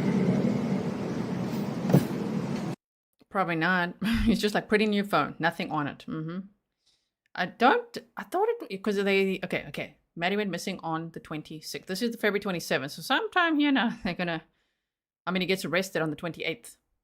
So I think it's in the next interview where we hear about the phone and them then taking and finding the evidence on the phone. Then he was arrested, right? For what they found on his phone. Even though he tried to factory reset the phone twice. Not just once, twice. Also, maybe with Maddie being somewhat tested and Jenn saying, yeah, she's going to therapy and all that. I wonder if Jenn wasn't trying to claim some sort of disability benefits. Because remember that notebook that was found in Maddie's makeshift room, because it certainly wasn't a bedroom. In there, that little paragraph that was written, one of the Grizzlies emailed me to say that they work in a disability claims department, and that's exactly what one needs to write on those forms. That's what people would generally write.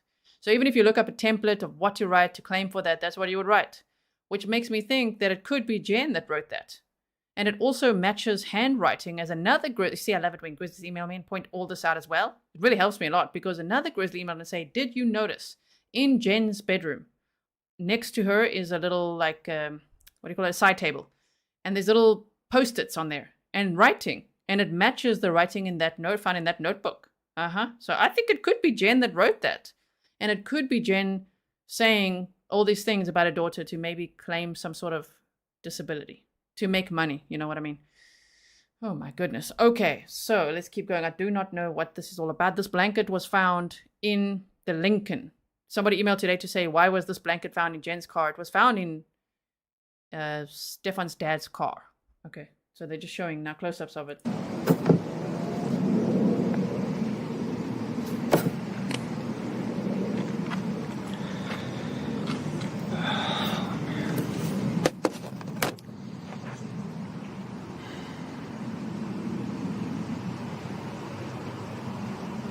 Have we had any updates? We literally have like 50 people right now on scene looking. I don't know if there's any updates. The best person would be the other detective because he's the one that is in charge of all this.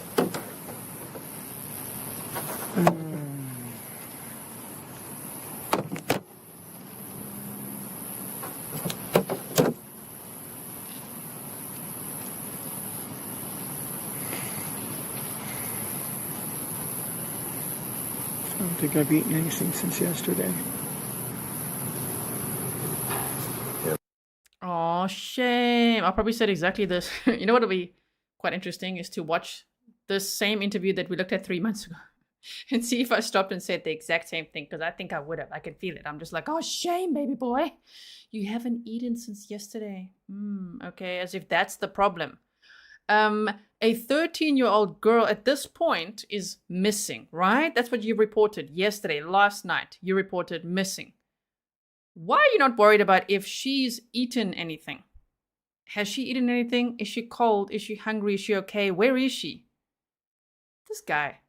I haven't eaten anything since yesterday. Neither did Maddie. Oh, thank you very much. You're not the focus here. This guy. I'm sure you guys are worried. When did you come back to help Jenn? Is that her name?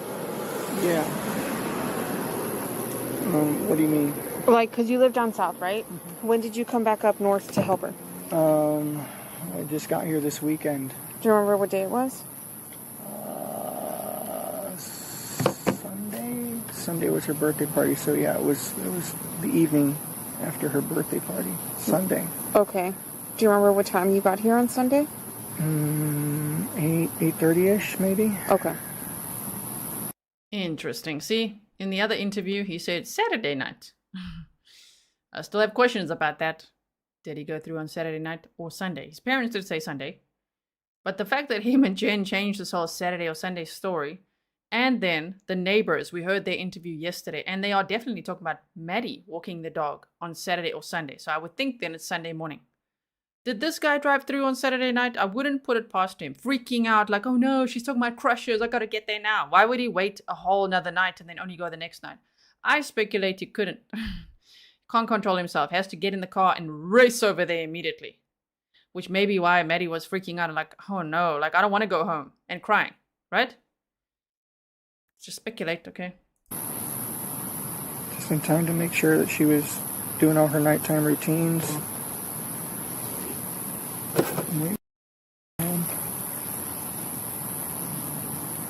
Earth to Stephan. Okay, a 13-year-old doesn't need help doing her nighttime routines. Okay, she can do it herself. Okay.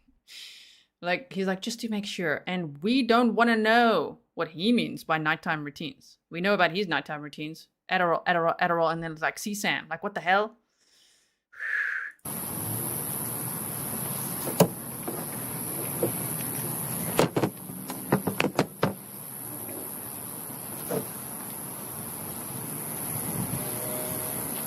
You live in North Pole, right? Yeah, I split my time between the two. Is that places. Split my time between the two. Is that Broward County or? Sarasota County, I believe, okay. or Charlotte County, either way. Gotcha. It's my parents' house. They're old and they need help these days, and they got a house full of poodles, and it's chaos. So I needed to come back up here and just get away from that. Between two deaf old people yelling at each other and poodles yapping all the time, it's enough to drive anyone up a wall. Just very happy to be back here. Did you, when you guys were looking for you guys look? Me and her stayed local. It was all the rest of the family that mobilized and was beating the bushes. And Why is that? Why is that? Oh no, her whole family was looking. Okay, they were making like flyers. Jenn also said they were going all out. And why were the two of you not going all out? Oh, he's just chilling at home. Took a nap, okay? And we were just waiting here in case she comes home.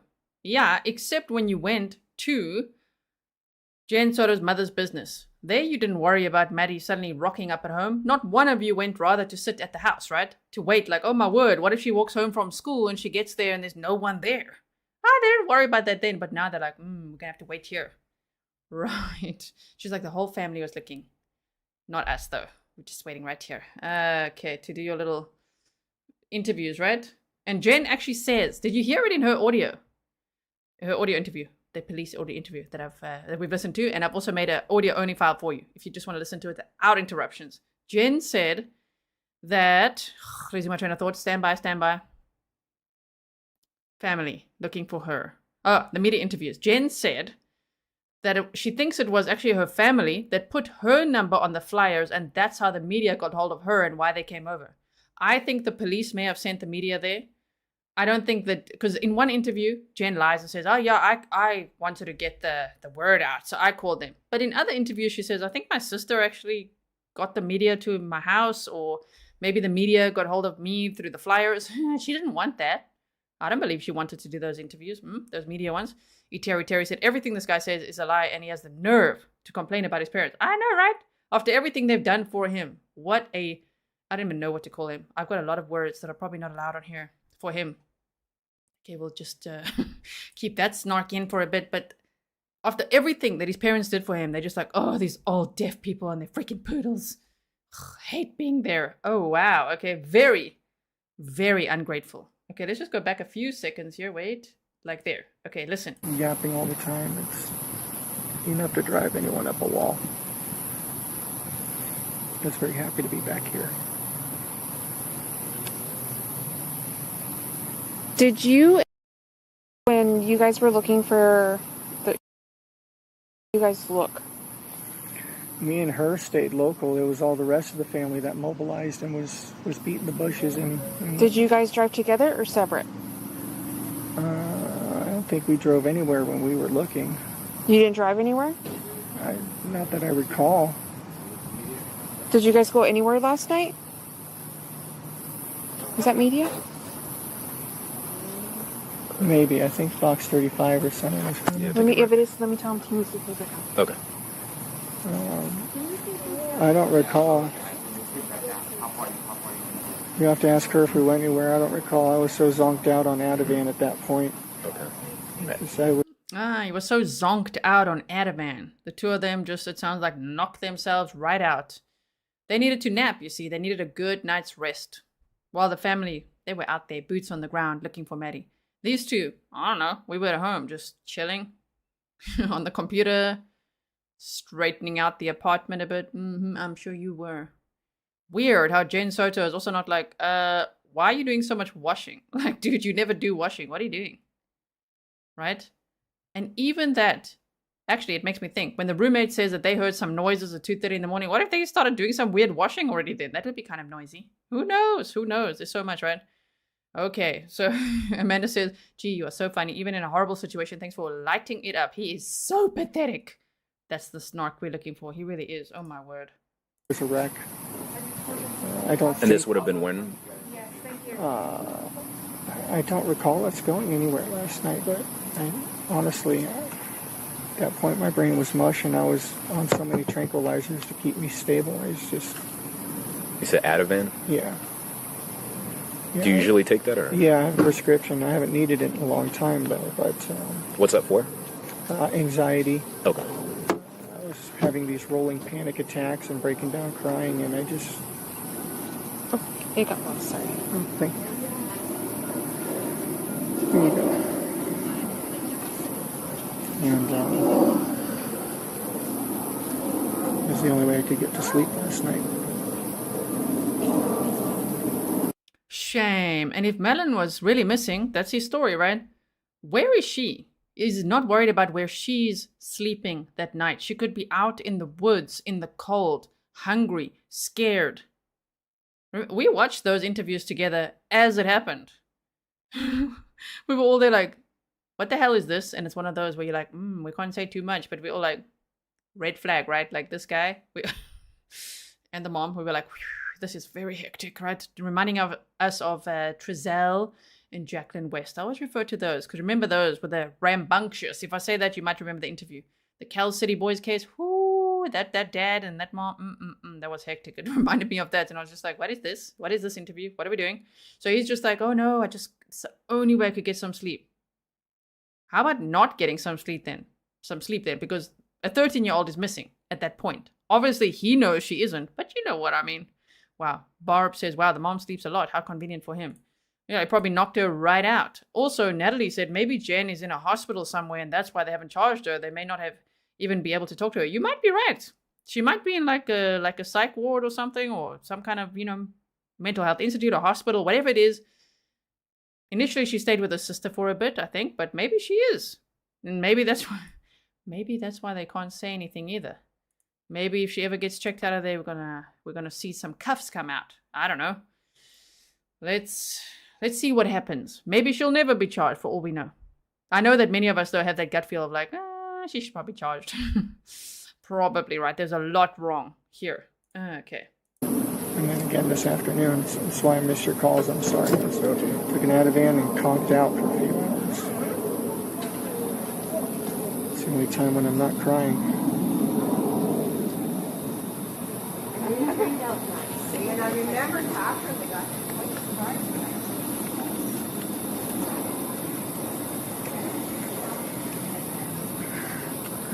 It's okay if I just pop down real quick. Yeah.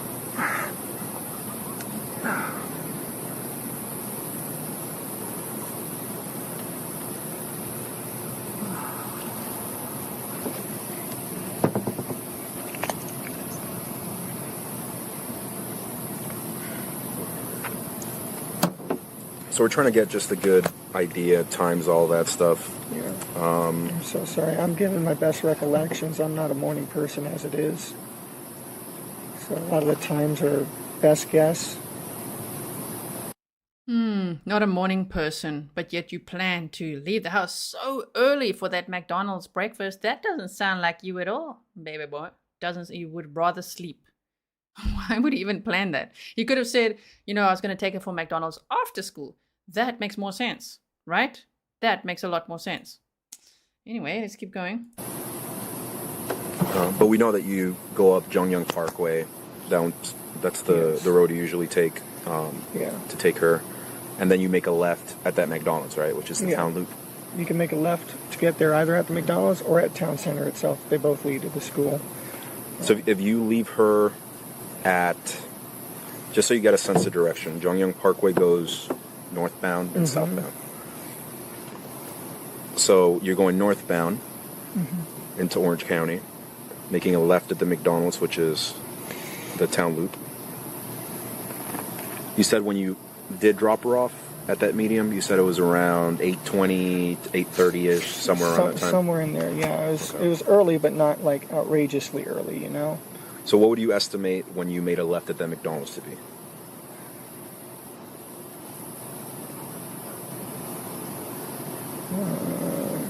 After I dropped her off?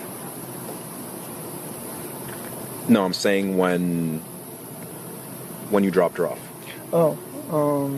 First left by that McDonald's. Yeah, when you first go, that first left that you make at the McDonald's. It had to have been around maybe 8, maybe quarter after 8, sometime in there. Okay. Sometime between 8 and a quarter after, I think. All right. So just so it's, you can kind of picture it here on the map.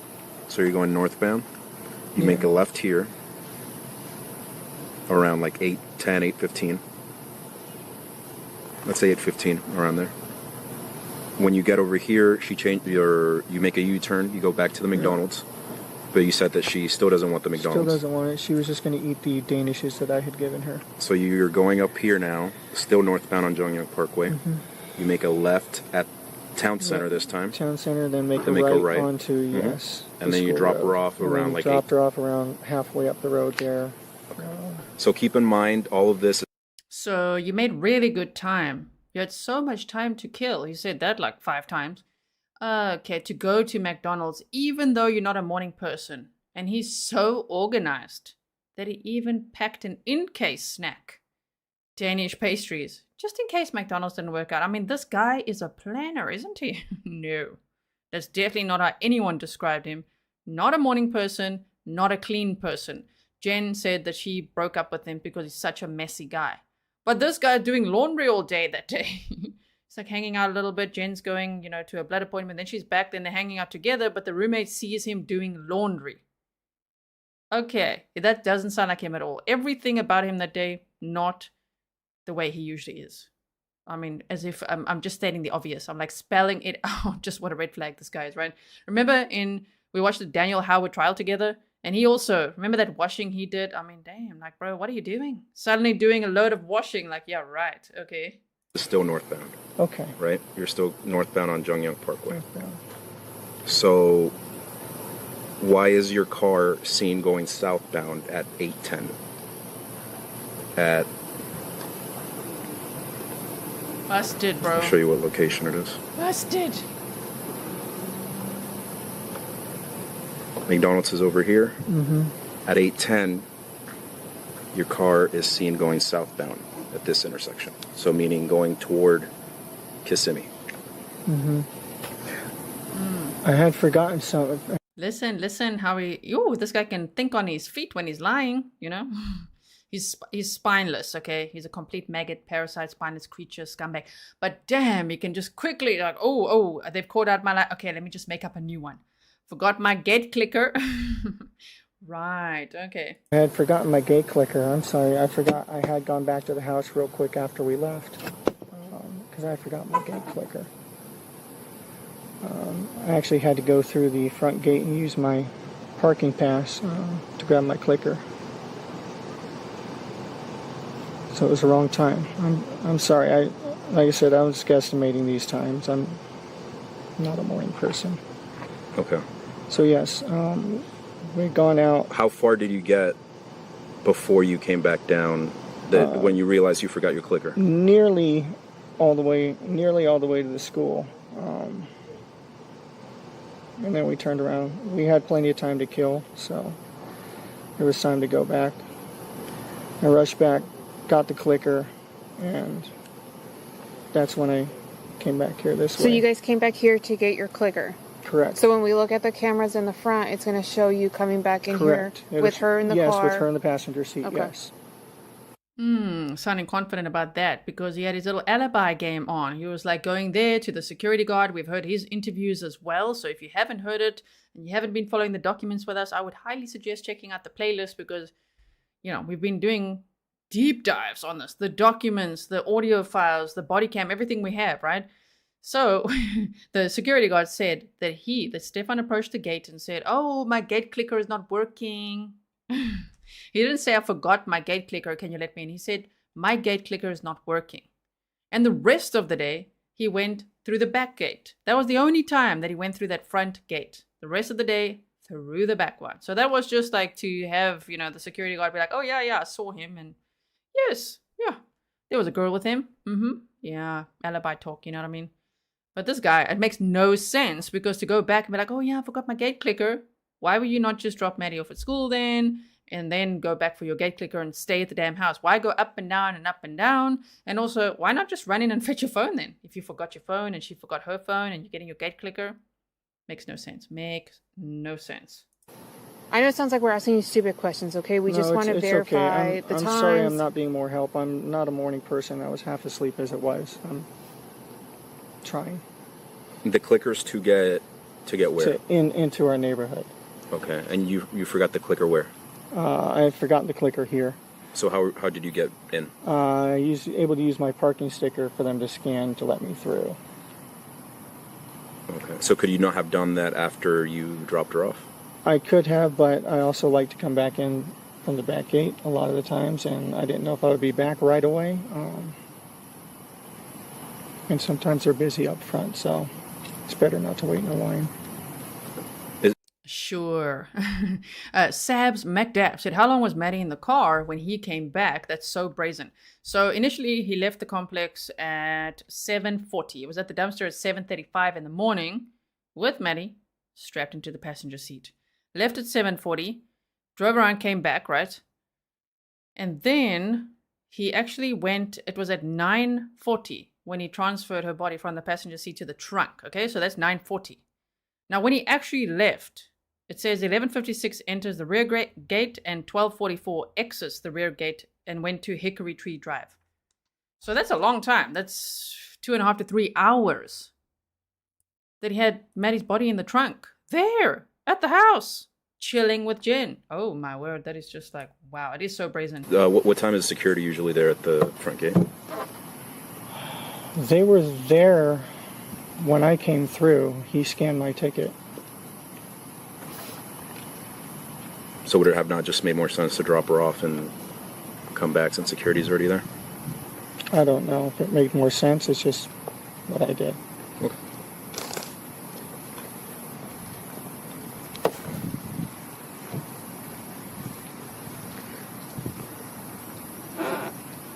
There you go. Oh, thank you. Anything else that we haven't asked that you feel is important? Maybe that might help us out? I'm sorry I'm having trouble recollecting everything. I'm going to step away for a second.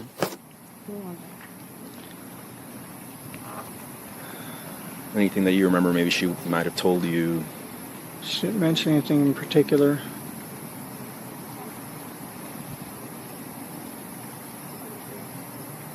I made a joke about her Crocs. She wears Crocs and socks. So we were joking about that. Are you sure, bro? You see, him bringing up the Crocs, in case someone's like, Grizzly and this damn Croc. If you don't know about it, there were 3 Crocs found in Jenn Soto's room. one pair, which is a woman's size 7 to 8, and one pair that says size 5 on it. So, and that one, sorry, not one pair, Jenn's shoes, one croc, one single croc. The matching croc was found in the trash with the backpack and the laptop. Okay. That is so weird. Like, I think he forgot about the other croc.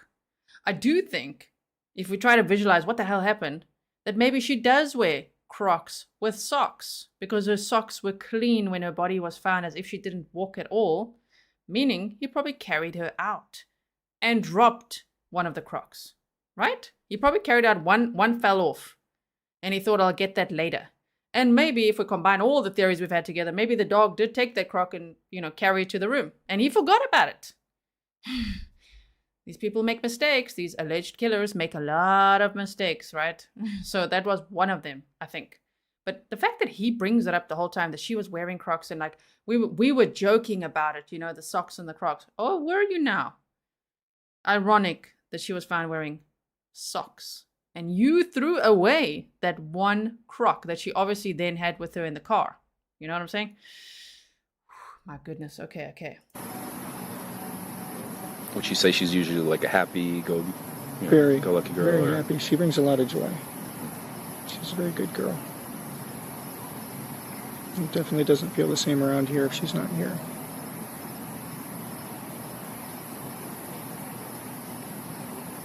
She was so happy too. Liar. She was looking forward to my visit here. No. That's his fantasy, in my opinion. Let me disclaimer. In my opinion, I think that that's his fantasy. The fantasy is, no, she could possibly have a crush on someone else. I'm her entire world. Like, she has to think of me all the time. She was so happy that I was coming to visit. She was so happy with all her gifts. So very happy that night. And the very last thing I heard her say was, thanks, love you too. Yeah, that's what he wants the world to believe. No, sorry, dude. No, not at all. Probably the exact opposite. She was looking forward to us all being together. She was just happy. She was just very happy.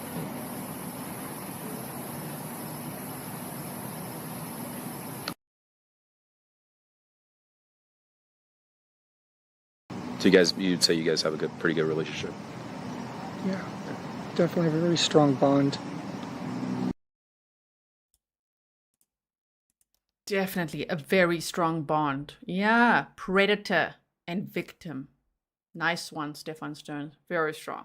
I'm her abuser. Yeah, we know.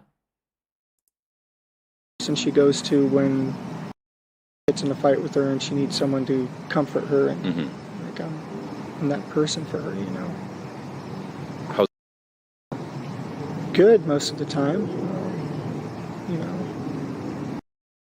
Not long ago, so she's getting the PMS mood swings, and they butt heads, and so as well as you can expect, but otherwise very loving. This girl knows nothing but love here in this house. She hardly ever hears the word no. Oh, really? That was disgusting, if you think about what he's saying.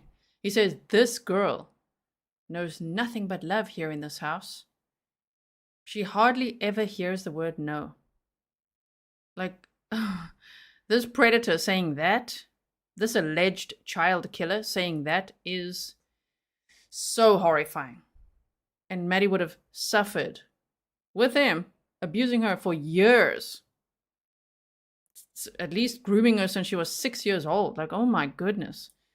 Wow, that is just like, okay, so Anatolia said, Chris Watts said the same thing on that news interview. It doesn't feel the same without my girls here with me. You're right. He did say that. And when Jenn Soto also says, and he actually said in the interview, we just want her home. The way they say it looks just like the way Chris Watts said it. I wonder if they watched his interview. Don't get tips from that porch interview. It didn't go well. Okay, so not that we're trying to give anyone tips. We like it when they mess up. Yes, indeed. Yeah, Stephan, that was gross, right? Giovanna as well. That was... She knows nothing but love. That girl, it says that girl, what distancing language? That girl knew nothing but love here in this home. You lie, you just said that her and her mom would butt heads all the time. You even inappropriately talked about her periods, her PMS. He should never have. He's not her dad. He's even the ex-boyfriend. No. Oh my goodness. Double-edged sword that is.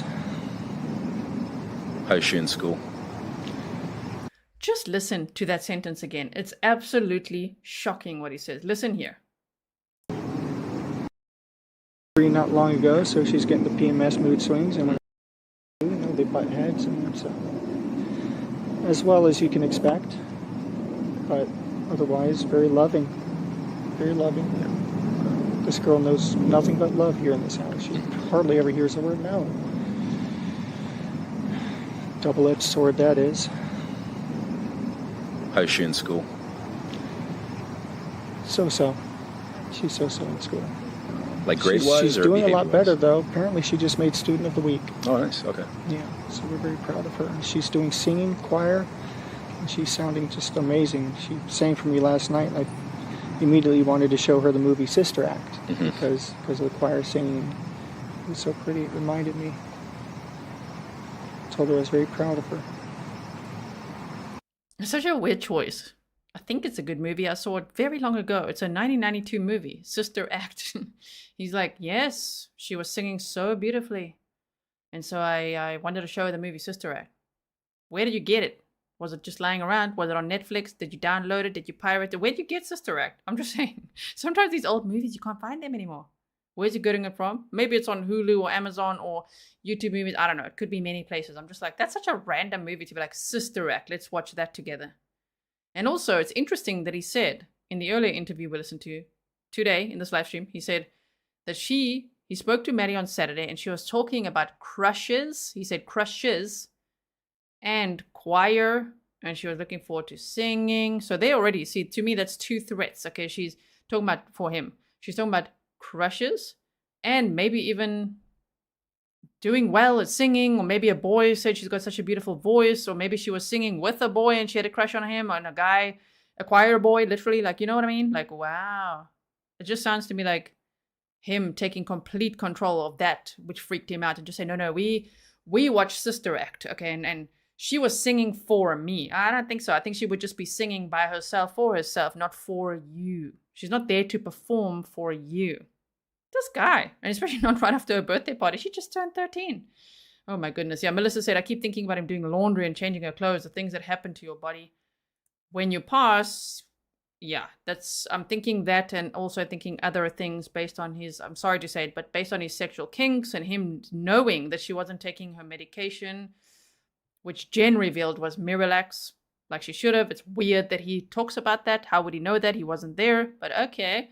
And then the amount of blankets and towels that seem to have been washed. I'll show you the photos when we go through all the photos, not in this live stream, in another live stream. We'll do some dedicated live streams just for the photos and to talk about that, what we notice, right? And I definitely don't notice everything. I try, but I love your feedback. There's so many emails that I've received of people saying, do you see this? Do you see that? What about this? Yeah, we're going to go over that together in a live stream, right?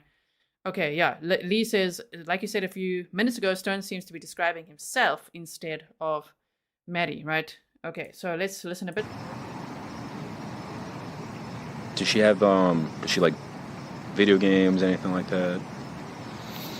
She does like video games, yeah. She plays Roblox, Minecraft. I think those are the two big ones that I know of. You don't know her to like ever have any friends on there that she talks to, anything like that? She does. She does group chats. She does like voice chatting too on it. Usually with like her cousins or her friends. And they'll all be playing Roblox or something. You know, yelling at each other on the phone.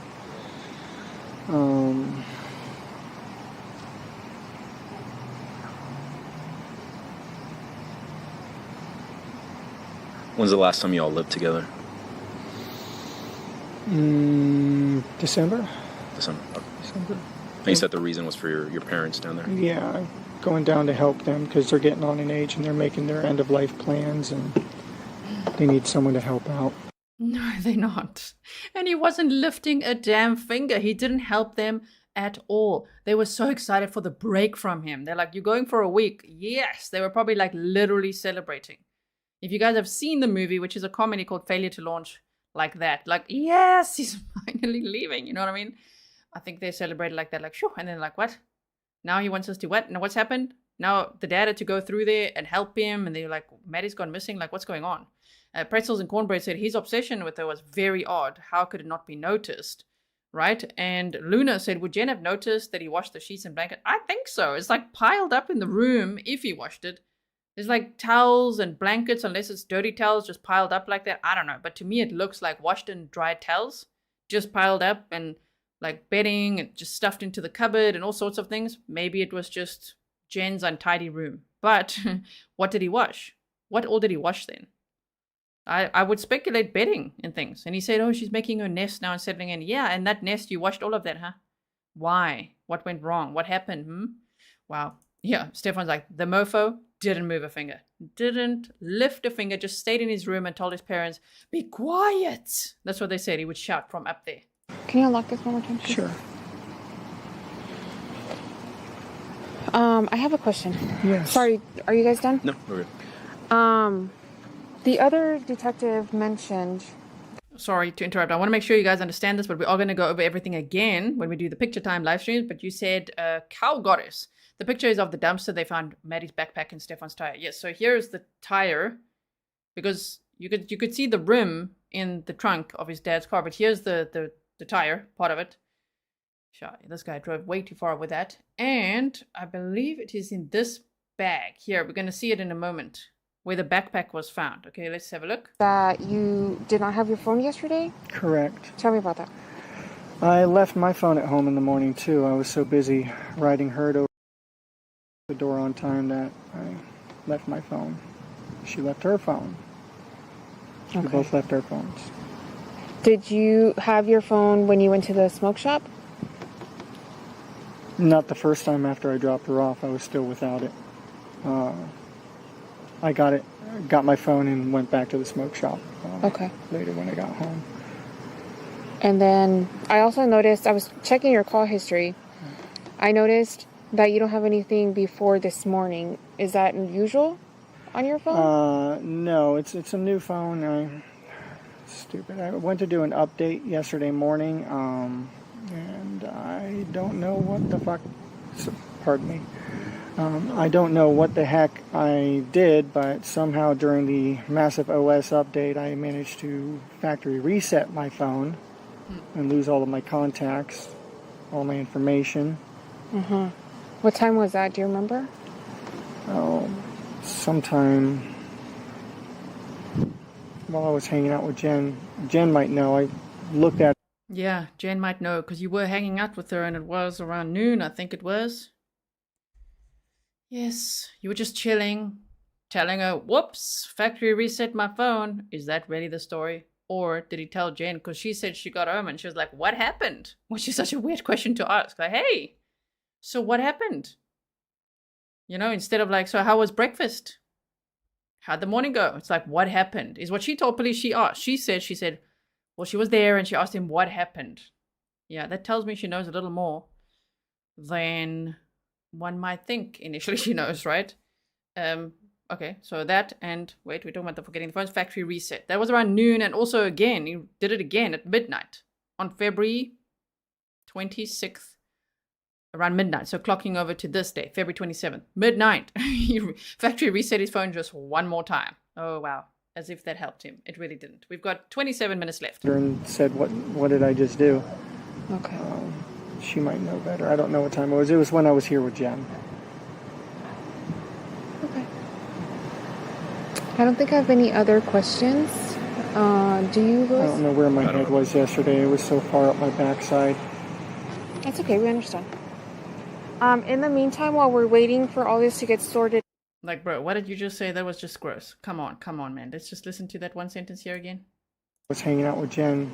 Jenn might know. I looked at her and said, what did I just do? Okay. She might know better. I don't know what time it was. It was when I was here with Jenn. Okay. I don't think I have any other questions. Do you, Louis? I don't know where my head was yesterday. It was so far up my backside. That's okay. We understand. In the meantime, while we're waiting for all this to get sorted out, I am going to hold on to your phone, okay? I'll give it back to you when we're done. Okay? Do you have any questions for us? That's the other crock. That's one of Maddie's crocks. Look at this bag. Look at all the paint inside the bag. That's why I'm saying I think he covered it in paint. Thinking, well, in case somebody, goes dumpster diving and finds it. What if they use it? What if they're like, oh my word, there's like a laptop in here and stuff. No, just cover it in paint. Because he's such a techie guy, isn't he? I'm going to ruin the laptop and the bag with paint. Okay, that's what it looks like to me. Someone said it could be air dry clay, but that's kind of more like you'd really have to water that down to get it like this. I think this is paint. And there was paint. I think it was. There's the air dry clay in Jen's room, but there's another shelf where there's actually a can of paint. My word. Also, there was no garage, so they would park outside, from what I know, from what I've seen. And JLR actually went out there months ago to the complex and walked around and showed the house a little bit. So you can kind of gather how close the parking was as well to the door. Very close. I just think he would have either had to, I think he may have moved Jen's car to put the Lincoln right there by the door to then get Maddie in the car without people really paying much attention. Maybe he just carried her out and thought, people would just think she's a little bit sleepy. But clearly no one saw her. Doesn't sound like any cameras saw her, not that we know. But this is the crock I'm talking about. Here's one in the trash. The other is in Jenn Soto's room. So my issue is, if you're the mother of Madeline Soto, who just had her very special birthday, 13 years old, just had her party, okay? She's come home. Whoa, the next day she's missing after she was last seen with your ex-boyfriend. She's missing. Now you're looking around the house. Wouldn't you be like, holy crap, here's one of her shoes? Wouldn't you be like, didn't you say she was wearing Crocs? Isn't that what she normally wears, right? Jen was so confident with what she was wearing too. Here's one of her Crocs. Oh my word. In her makeshift room, there's a whole pile of blankets. Let's look through this. Oh damn, here's some underwear that had some very questionable stains in it based on what we know about Stephan Sterns and what he did to her. If you put those two together, I'm never going to show that picture out of respect for the victim, right? But then there's Stephan's boxer shorts. There's a pair of Lilo and Stitch pajamas still with a tag on. I still want to know who bought that for Maddie, because I think it's Maddie's PJs, new PJs. Did she just throw it in the wash, or did Stephan throw it in there, or did Jen buy it for her? I don't know, but it's got the tag on. It's in the laundry, all right?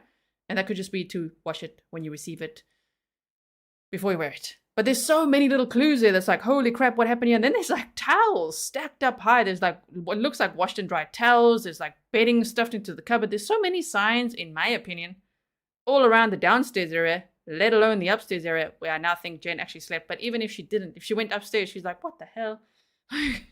Wouldn't you be running around being like, what is going on? There's even like a little patch of vomit on the floor, or like a brown liquid, I should say, that looks like vomit. It could be cat puke, it could be dog puke, it could be from Madeline. But wouldn't a mother be like, holy crap, there's like puke on the floor, there's a panty in the bed, there's boxer shorts, here's one of her shoes. Wouldn't you put that all together? Or are you just napping? I don't know. Joe says, writing her out the door or in time? You said you had loads of time, make it make sense. And he should never have comforted her. Wasn't his place. She knew. I know, right? Okay, so you guys say the paint bit's a bit confusing. You can see it here, though. You can see, look at all this. This looks like paint. So if he's saying she had a black backpack with gray hibiscus flowers. The mother also said that. Well, he would be comfortable saying that amount of detail because he knows they'll never find this backpack in the same state again if they found it. Because trash was supposed to be collected on Wednesday. But by that morning already, they're like, whoa, stop the trash collection. We're going to go and get this instead of compressing it or whatever. We're going to go and get this trash and look through it to see if there's anything there because they saw him on the cameras going to the dumpster 4 times that day, at least 4 times. How long are you going to need my phone? I'm not sure. I'm waiting for my supervisor to call me. My dad. It's just my dad's using that to get a hold of me and get updates. They can call Jen's phone. Okay. Did the other detective give you his business card? I believe so. Okay, well, here's mine in case you want it for any reason. Okay. Okay? Do you swear that everything you told us is true? Yes. Okay, thank you so much. Thanks for your time. We appreciate it. I know it's a little hectic right now.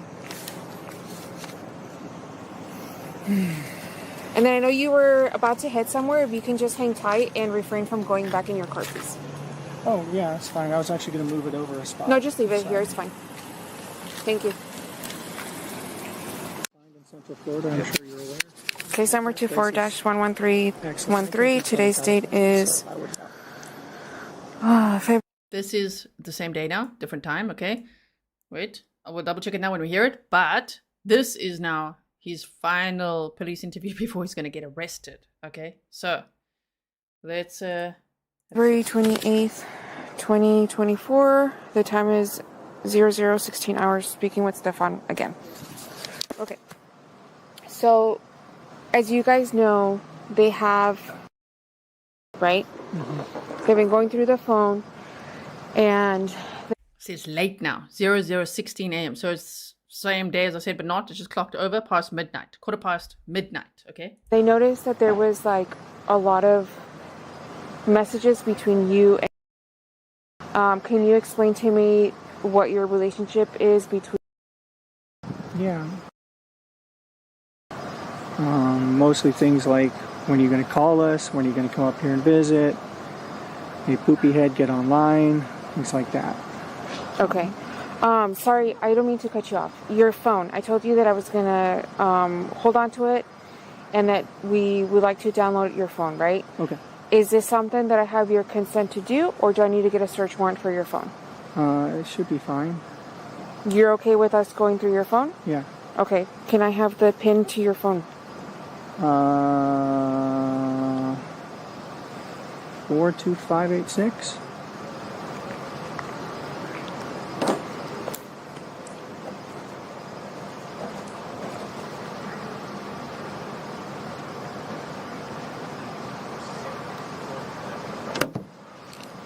Four 2586.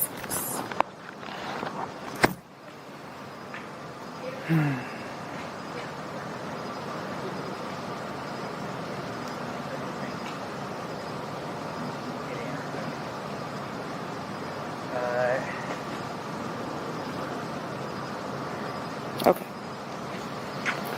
Perfect. Thank you so much. And then, okay, so when you guys FaceTime, what do you guys talk about? There too, we're just chatting. Okay. I noticed that at some of the times that you guys are FaceTiming, it's like really late. Is it normal for her to be in bed late? Yeah. Okay. Yeah, her bedtime's usually around 10:30, 11 o'clock. I talk to them both before bedtime when I'm not here. Okay. Interesting. This hoodie in the backpack, which he'd also thrown away. Giovanna's like poopy head. Yeah, he just said he refers to her as like poopy head, which is why the other day we looked through his parents' divorce papers. They never went through with the divorce, but that was from 1996, and that the dad had a bit of a double life. He had another woman that I hope she was above 18. I'm just saying, I don't know. We don't have any idea what her age was. I'm just saying that he called her Pooh. P-O-O-H, like Pooh Bear, almost like Pooh, but there's a lot of Pooh and Poopy here between Stephan and his dad. And the mother Stephan's mother wanted to divorce his father because she's like, what? He had this whole double life. He was sending some woman all kinds of gifts, including dildos, like all kinds of sex toys, cards, cash, traveling. He was in sales and he would be away for half the week, all of that. But the thing that caught my attention was like, oh, he called her Pooh. And now this guy's like, oh, he's going to call Maddie like Poopy Head and Pookie and all of that. Like, oh my word. I know they could be common nicknames. Okay, I'm not trying to read too much into it. I just find it a little bit interesting. Okay. 10:30 is supposed to be her bedtime, but she gets to push it sometimes. Okay. When you guys are FaceTiming. Okay. Sometimes phone to FaceTime with her, sometimes FaceTiming them both together on one of the phones. Okay. And then you said that yesterday you accidentally factory reset your phone, correct? Yeah. Okay. Do you remember what time that was? No, it was sometime in the morning. I had been pushing off doing an update for a while. Was that before or after you went to the smoke shop? Before? I'm not sure. I'm not a morning person. It's a newer phone. I was doing this update. It had some sort of weird option at the bottom that said something about reinstall everything, and I wasn't paying attention to what I was doing. Okay, can you Jenn was explain right to there with me? Where were you? Like, were you in your settings? I was following whatever the links were for the OS update. Where I don't have an Android, so I don't know where you. I'm not super tech Is savvy, it like I'm a so sorry. text? Was it? It was a push notification that came in at the top that I had just been ignoring for like a long up here. time. Yeah.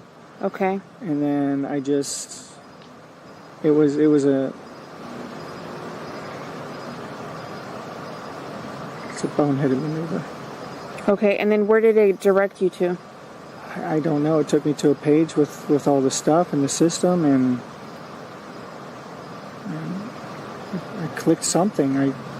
Sure, the police are going to believe you because everybody else doesn't understand how a phone works. Like, how does he think he's going to get away with this little story? Like, whoops, there was a push notification. Clicked it. Damn it. Factory reset my phone. Like, no. The documents actually detailed all the steps of exactly how that happens. So, yeah, and he did it twice. You see the backpack? You see what I'm talking about? Paint. What the hell is going on here? Okay, we're almost there. We've listened to 1 hour and 6 minutes, and it's 1 hour 27 in total. I wasn't paying attention. Do you remember what it said?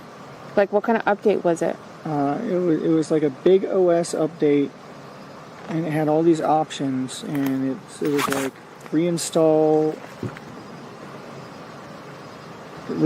something with all the apps and stuff. Reinstall everything, the apps and stuff. I don't know exactly what I said. I pushed it, and it started doing the update, and then it turned into some sort of reset or something. I'm not sure how I did that. Okay. I was half asleep, and then when you came back to get your key fob, what did you do when you got here? ran inside, got the key fob, ran back out again.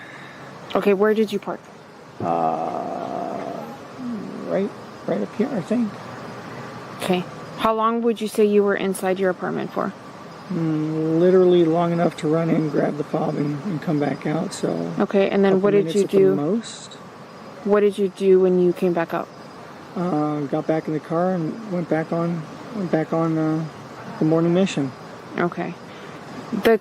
The morning mission. Yeah, I'm sure it was a morning mission. Because you had allegedly murdered someone. Yes.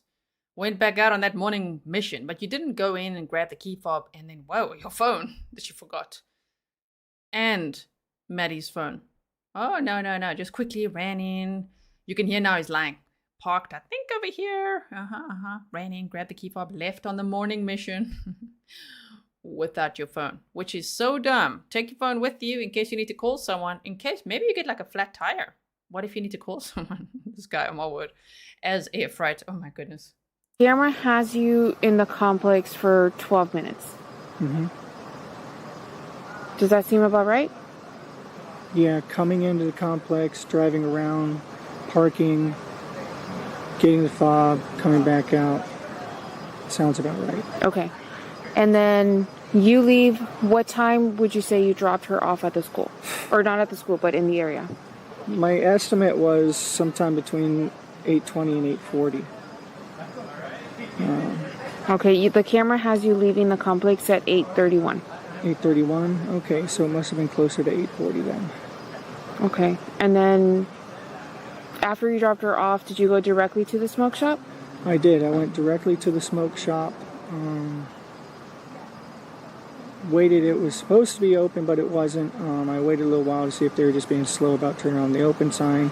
They weren't, so I went home at that point. How long do you think you waited? 5-10 minutes maybe.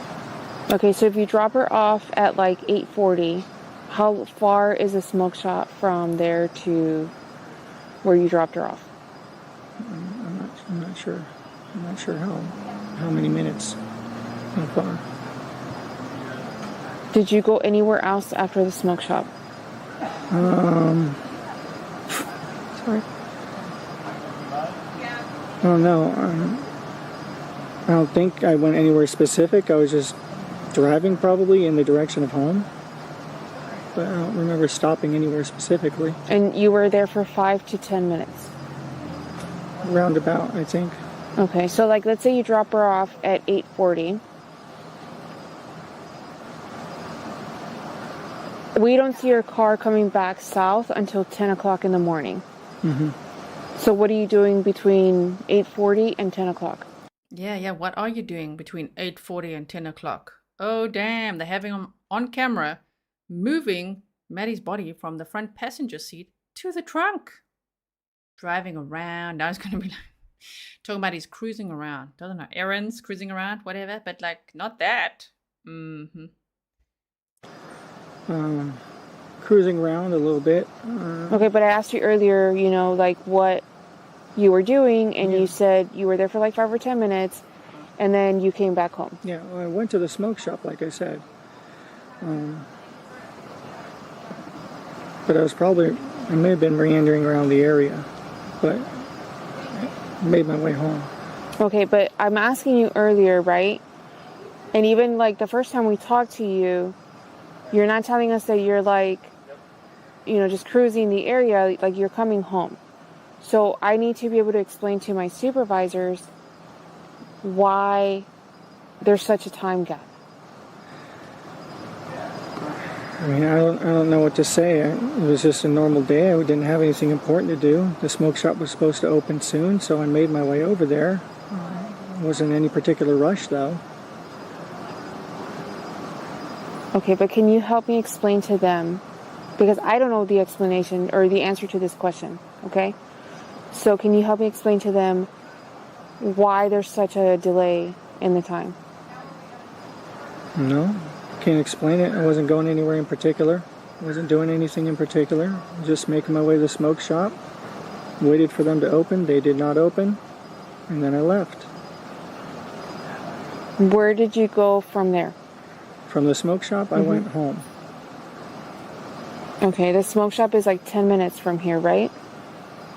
15, 20-ish, something like that. Earlier you told us it was 10 minutes. Time is not a strong suit of mine. I'm guesstimating here. I understand, but I have to be able to explain, you know, where you were for an hour and 20 minutes. Mm-hmm. Does that make sense? Yes. And right now I can't explain that. Okay. Smoke shop was supposed to open close to 10. I waited. They did not open. And I came home. Okay. What time specifically is? So here on the laptop, it says, congratulations on winning the Literacy Week door decorating contest. Your door was wonderful. For your participation, you receive a donut to come, have earned 3 hero points, and will get a signed Jerry Craft bookmark, which we will deliver after the Jerry Craft visit. So remember, Maddie was part of a group of a class that decorated a door, and she was so excited about it. She was doing much better at school. She told her friends that she stopped taking her medication on Valentine's Day, literally February 14th. She told her friend said she didn't really know why, but that's what she told her. And she went into school early and left late in, I think it was that second or third week of Feb, to decorate this door. We looked at some of the pictures yesterday. Thank you to everyone who sent me pictures of the door as well. If you missed it, as I say, in yesterday's stream, we did look at it. And so it's just like so sad to see Maddie's laptop from her backpack that he threw away. The school issued laptop. I mean, it literally says Orange County Public Schools. Like, what a dumbass. But okay, throwing this away. I mean, this is also very specific. So whoever found this, but he didn't bank on anyone looking through the trash or finding it, right? So, but I just wanted you to see this, to notice what this really is. It's about that she was so excited about. Thank you, Coco Cutie. I really appreciate that. You said you are so perceptive with a keen eye. Have you considered being an investigator of missing children? You have a gift for seeing what some may miss. Shout out to Mr. Grizzly, best true crime husband. Thank you so much. I would love to have been one. But anyway, that's a long story, which sometimes I tell on member streams, on Patreon-only streams, things like that. So I'm not going to get into that right now. But I do enjoy my work here with you, even though I'm just a YouTuber. These YouTubers. I really enjoy studying these cases with you and trying to figure it out and be like, we're not here to solve it. We're here to spread awareness, learn, try to keep people safe, you know. And obviously Maddie started off as a missing and endangered child. We were sharing flyers and, you know, all over social media and trying our level best to raise that awareness. And the press conferences, in case someone local saw something and would say something. Snow Bunny says, new to the case, did they find her body? They did on March 1st. So there's some clues up there. If you are new to the case, please also expand the description box, because there's a write-up there and a playlist. You might want to look at the playlist because we've done bullet point presentations. Okay, that's what we like to do here. Bullet points, deep dives, map time, snark where appropriate, which in his case, snark right at him all the time. Subscribe if you haven't yet, and let's keep listening. Deep breaths to what he's got to say. 10 o'clock is when it's supposed to open. So why'd you go at 8:40? Like I said, I didn't go exactly at 8:40. I went to the smoke shop after I dropped her off. But even if it was 9 o'clock, that still would have been an hour before they're supposed to open. Mm-hmm. So why would you think it would be open? I didn't think it would be open. I was hoping I would get there early enough and wait for it to open. So you would have waited an hour for it to be open? I did not wait an hour. I got there maybe 20 minutes before it opened, 15 minutes before it opened, and just sat and waited. No, you didn't. But then you're seen coming at 10 a.m. when it's supposed to open, already coming down. Leaving, because it was supposed to open at 10 a.m. I waited a few minutes after 10. They were not opening, and that's when I left. You did not wait a few minutes after 10. What? No, you did not. You went home, buddy. You went home. You went to Jen's house and hung out with her a little bit. Okay, then you went back out to the vape shop. He's trying to cover now for, oh crap, what if they know that I moved her body? Because you did. You were caught on camera. Ooh, they're really getting, the heat is on. They are pressing in for answers now. What do you mean? At 10 a.m., you were seen coming down southbound on Jongyang Parkway at the intersection of Jongyang Parkway. At 10 a.m., I was still in front of that shop waiting to see if they were going to turn on the open sign. Okay, but if you... Here's the spacer, you guys. The inhaler spacer. This. Okay? I'm sure that it says anti-static valved. And that's the spacer I was talking about. Thankfully, we've got lots of very clever grizzlies here. So when we go over these photos again in the photo live streams, we could talk more about that spacer and how it might be very, very difficult, if not impossible, to put that sevoflurane in there or somehow manipulate it with Maddie's inhaler.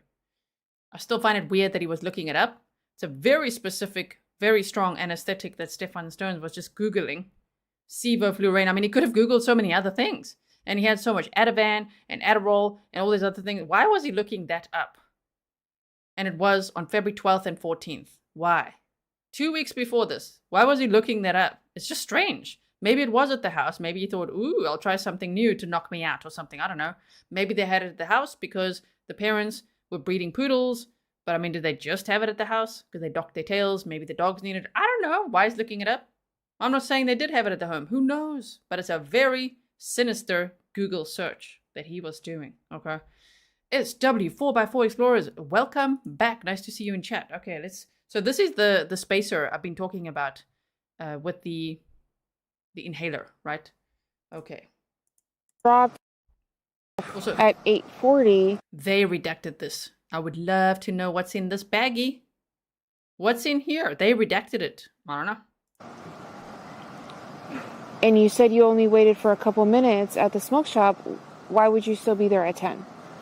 I waited to see if it would open, and they did not open. We got that part. But you said you were there for a couple of minutes. Mm-hmm. And then you said you were there a couple minutes after 10. So that's... It doesn't make sense. sense. Make sense. I apologize for that. I'm trying to help you out the best that I can, but I just... Right, so like, if you drop her off around 8:40, let's say, give or take 10 minutes, you make it to the shop around 9, the smoke shop, and you sit there and wait for a couple minutes for it to open. You said you waited for maybe 5 or 10 minutes, right? Mm-hmm. Does it make sense that you're still there at 10 o'clock? I was there at 10 o'clock. Okay, so what did you do before that? I dropped her off, and I made my way over. Not a direct route, but I made my way over there. Did you stop anywhere on your way to the smoke shop? Did you?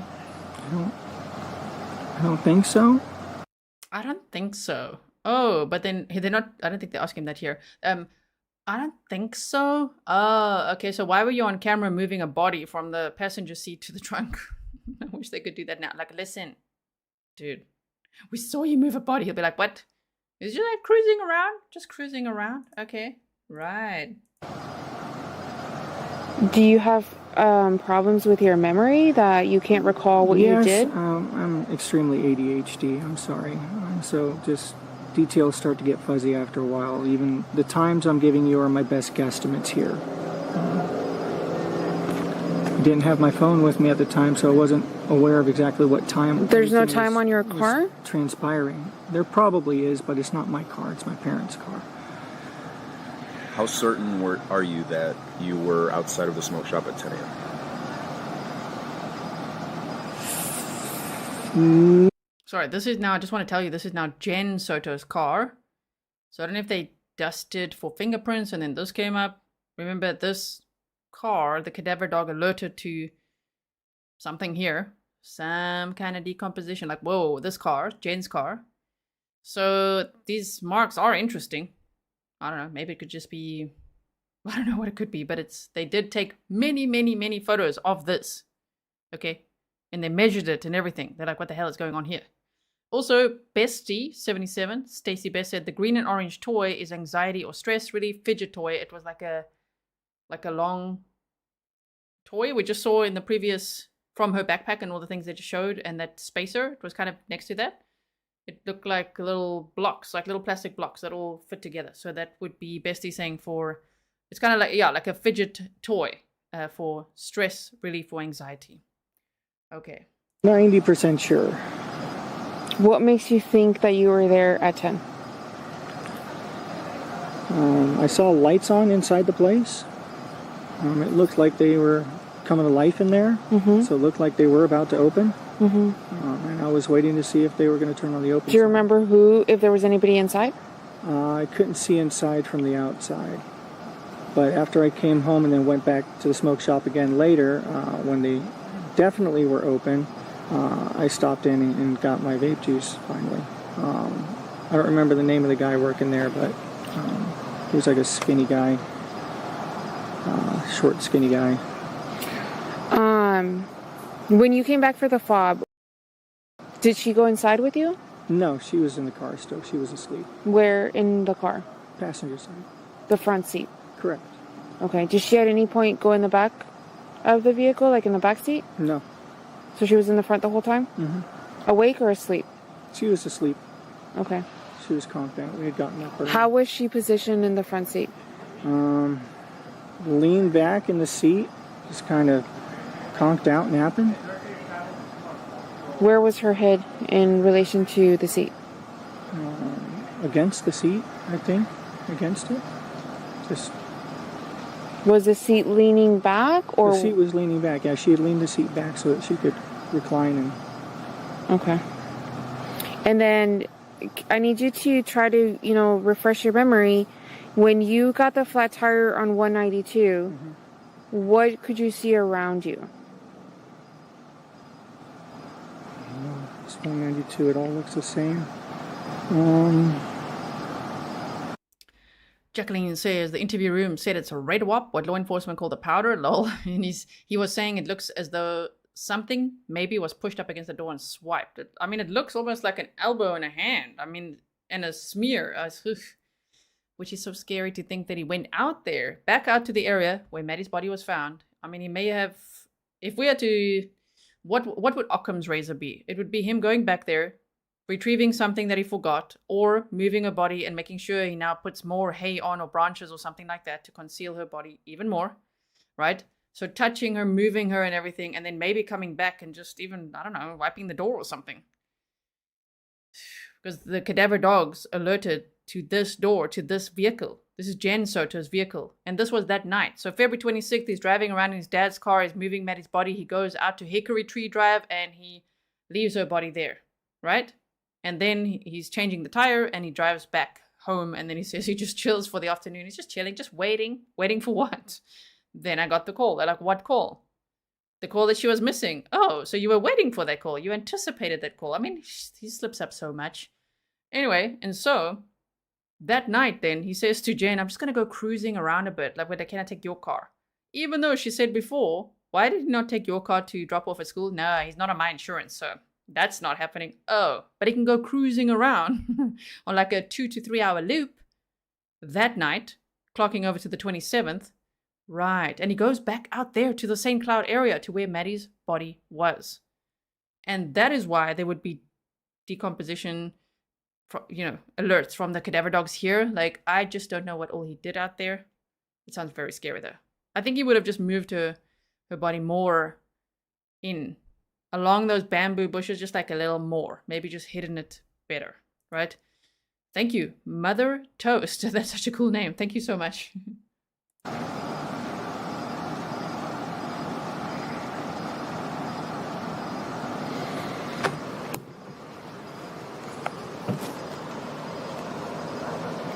I'm so sorry, I'm drawing a blank as any specific businesses or names.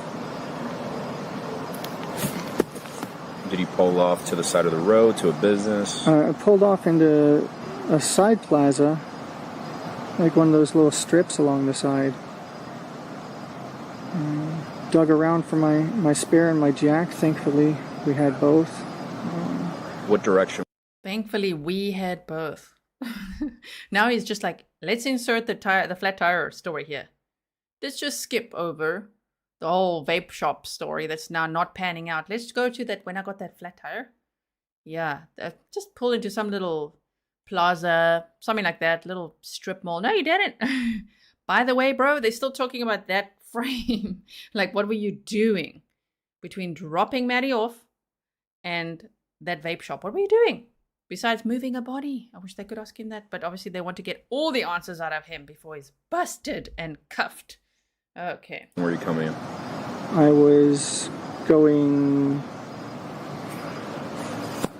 towards John Young. Okay. So that direction.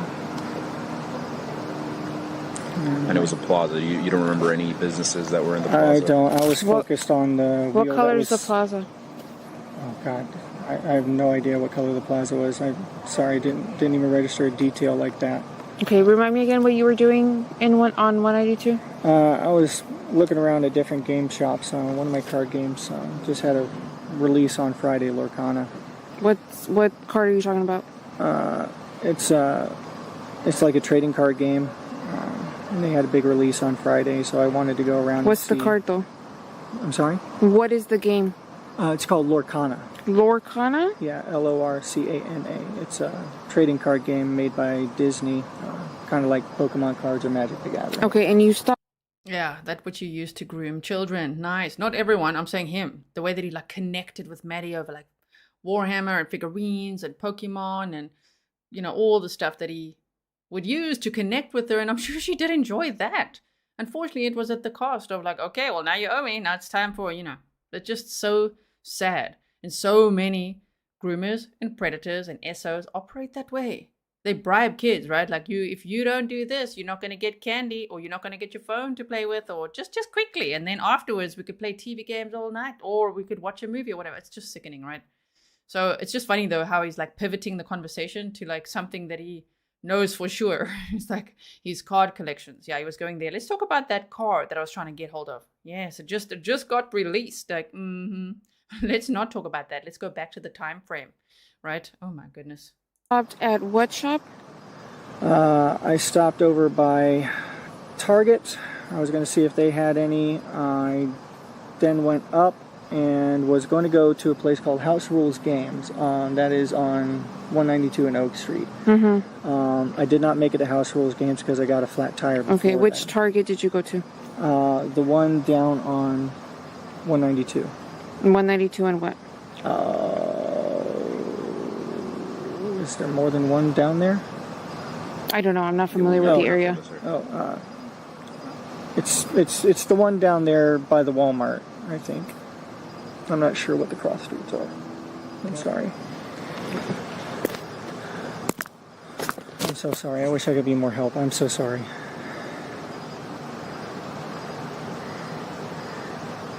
And how long were you changing your tire for?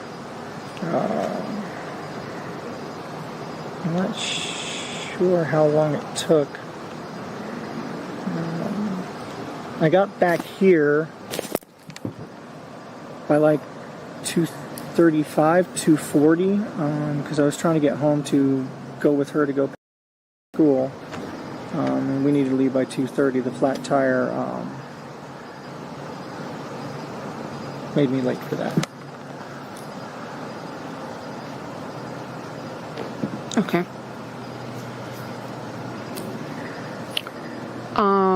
And there's absolutely nothing that you can remember about the plaza that you got the flat? No, I don't remember color. I mean, it's all just kind of brownish, I think, along there. And you said when you got your flat, you were heading towards JYP from 192. Yes. Okay, where's your flat tire at? It's in the trunk. Okay. I've got the spare on there right now. Yeah, I saw the spare. I don't. This detective is losing patience. She's like, yeah, I saw the spare. Shauna said, wait. Wasn't he alone when he got the flat tire? Yeah, alone with Maddie's body. You said, yet he has said, we got a flat tire a few times that I've heard. I've also heard him here and they'd be like, we. Luckily, we had a spare. Luckily, we this. It's interesting. It's interesting because he was out there with Maddie, but she was deceased. And he was leaving her body there, right? Shaker Maker said, is there an interview with Maddie's granddad? I feel like out of all these adults, he was truly upset in front of her. Yes, we went over that 2 days ago, I think it was. It's the one on the playlist that says, I think it says something on the thumbnail about like roommates, neighbors, and family. I think it's that one. And it's all timestamped for you. So if you haven't heard it, check the timestamps. Pinned comments, anything that you're looking for. If you're like, have we spoken about a cover? Just look at the timestamps because all the critical moments, I can't timestamp everything. But I try to do the key points for you so that you can easily find it. I don't think I have anything else. It's my phone number. If you can remember where you got your flat tire, just have her send me a text message, okay? Okay. I'm so sorry. That's okay. I know the details are important, and just the way our brains work with ADHD is those things can get fuzzy. Are you on any medication? I'm supposed to be. I have not been medicated lately, so okay. I'm not a morning. See, there's another one where he's pretending to be an exact clone of Maddie or Maddie of him. We're the same, we're like, twins. I've got severe ADHD. She's got severe ADHD. She's on the autism spectrum. I think he would also speculatively be, right? If he's projecting like that. And now he's like, yeah, I haven't been taking my medication lately. Oh, and neither has she. I forgot my phone and she forgot her phone. It's ridiculous. Like, oh my word. Like, he really sees her as an extension of himself. Like, kind of like a mini-me, right? Which is so sad. Oh my goodness. Person. I'm very time blind on the best of days and forgetful. So I understand that none of that is helpful in this case. Okay. I'm pretty sorry. I explained that we're gonna have the apartment secured for the rest of the night. Okay? Why? So the investigation is not going to happen tonight? It is. So, I explained to her, me and him have been out all day, right? So we're going to go home, but just because me and him are going home doesn't mean that there isn't other people out here, okay? Mm-hmm. We have another unit out here, which is called Violent Crimes. They're out all night. So they're going to keep looking. We also have some of our detectives that were sent home earlier to get rest because they were going to come and relieve me and him, right? So we're going to take like shifts with the investigation because obviously if we're exhausted, we're of no use, right? We're all exhausted too. Right. My brain is mush. Right. And we don't want that to happen with anything that we're doing. So what we're doing is we're taking turns with whatever needs to be done. So we'll brief whoever's coming next and then we'll say, this is what we did, this is what needs to be done, okay?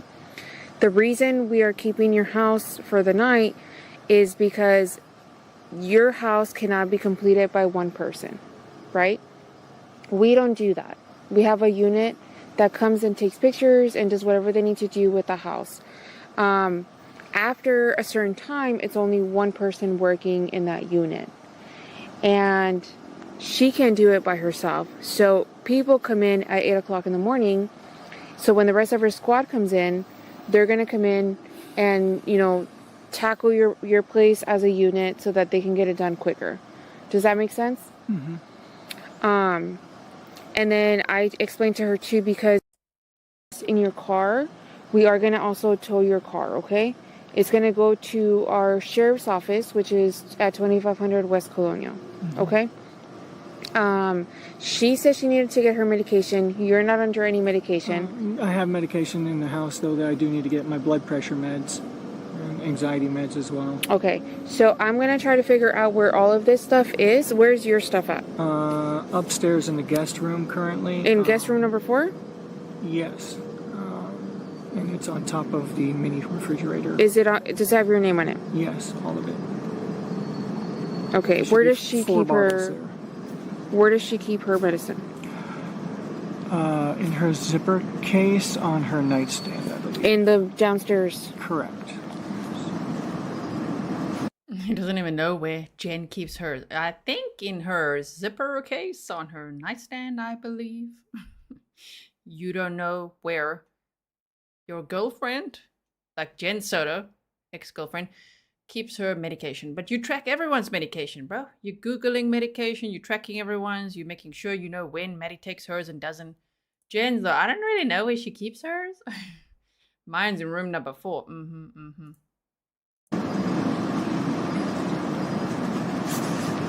What zipper?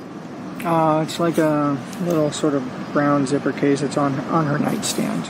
So right on top of her Okay, so I can just bring the whole thing out. Yeah. Okay. I don't know if there's any bottles on top of the nightstand around it too, but you might want to grab those. Yeah, just. Is there anything that you can recall that we haven't asked you? I know we asked you like a whole bunch of questions earlier, and we just asked you like a whole bunch more.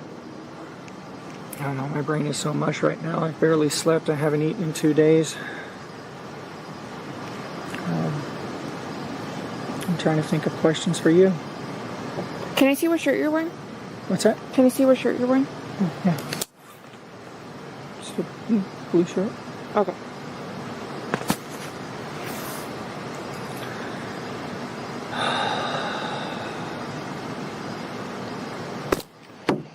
Remember what shirt you were wearing on Monday morning? I believe it was this shirt. I'm still wearing the same shirt. Liar, liar, your shirt's on fire. You were wearing a red shirt at the dumpster that morning.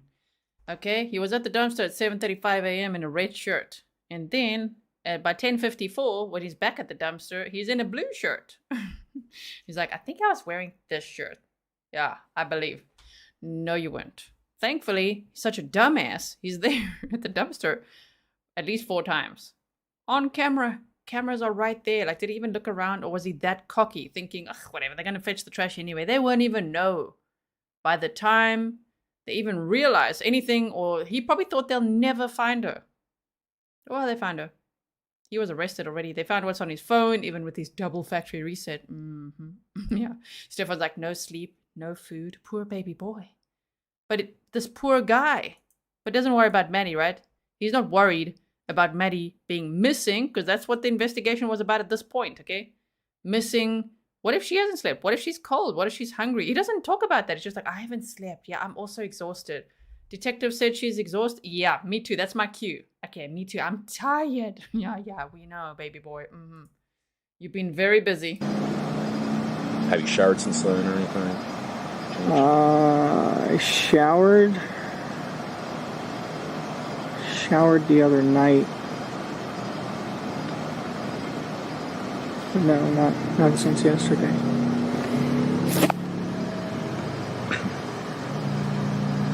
Sorry, your hair is even still. You showered the other night, he says. Okay, so not since yesterday. So yesterday would have been for him February 27th. So if you showered the other night, which night? Which night did you shower? The 26th? Or the 25th? Which one, huh? Does matter. Tell us. Oh my word, this guy. Greasy. I know you got a cut, right, from... Yeah, from changing the tire. Do you mind if I see your arms? Yeah, go for it. I haven't changed the tire. Do you mind taking your sweater off? It's cold, but yeah. I haven't changed the tire in like 10 years. I made a rookie mistake. Got my thumb too close to the jack in the frame and it slipped. I pinned my thumb in between the frame and the jack. I don't think he ever changed a tire. He's like, I haven't changed a tire in like 10 years. Yeah, you also haven't lifted a finger or done laundry in 10 years. But here you are, doing laundry, doing the most, driving around all over, cruising, running errands as if he ever runs errands.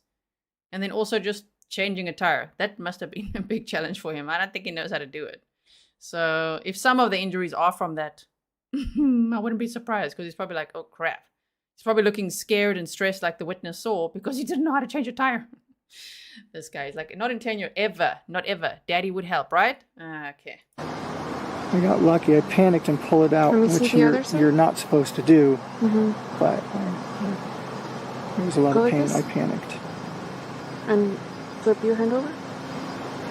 Can you see the other arm? Whatever my parents use for a tire iron in there. Do you mind if I take a picture of the cut you got? Yeah, go for it. Let me see if the flash works. Okay, can you go like this again?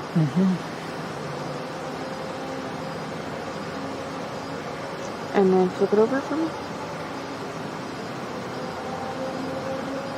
Let me do this. Flip it over. Got a minute left. She's like, flip it over. Let me see this hand. Let me see that. Also, just know that in this community, there's a lot of people, a lot of grizzlies with ADHD or ADD. Okay. I think I'm not diagnosed with it, but I count myself in. We're the same over here, and so don't worry about him. Don't worry about what he's saying. Sometimes when there's alleged killers or criminals that say they have a diagnosis, a lot of people get offended because they feel like, no, I don't want that to be associated with my diagnosis. Well, it isn't. And even if he has ADHD, doesn't mean that you actually have anything in common with him. You know what I mean? So don't worry. You're in a safe place here with lots of us on the same page. Okay, it's a superpower. Not for this guy though. No, he's just trashing it. He's poo-pooing it, as he would say. Yuck. Okay, one more minute.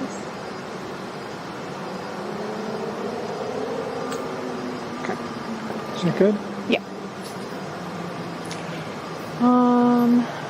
She got her stuff. So let me go get your stuff and then you guys will be good to go. Okay, where are you guys gonna head? Do you know? No idea. Okay, can you text me an address of wherever you guys end up tonight? I think my dad's on his way down too.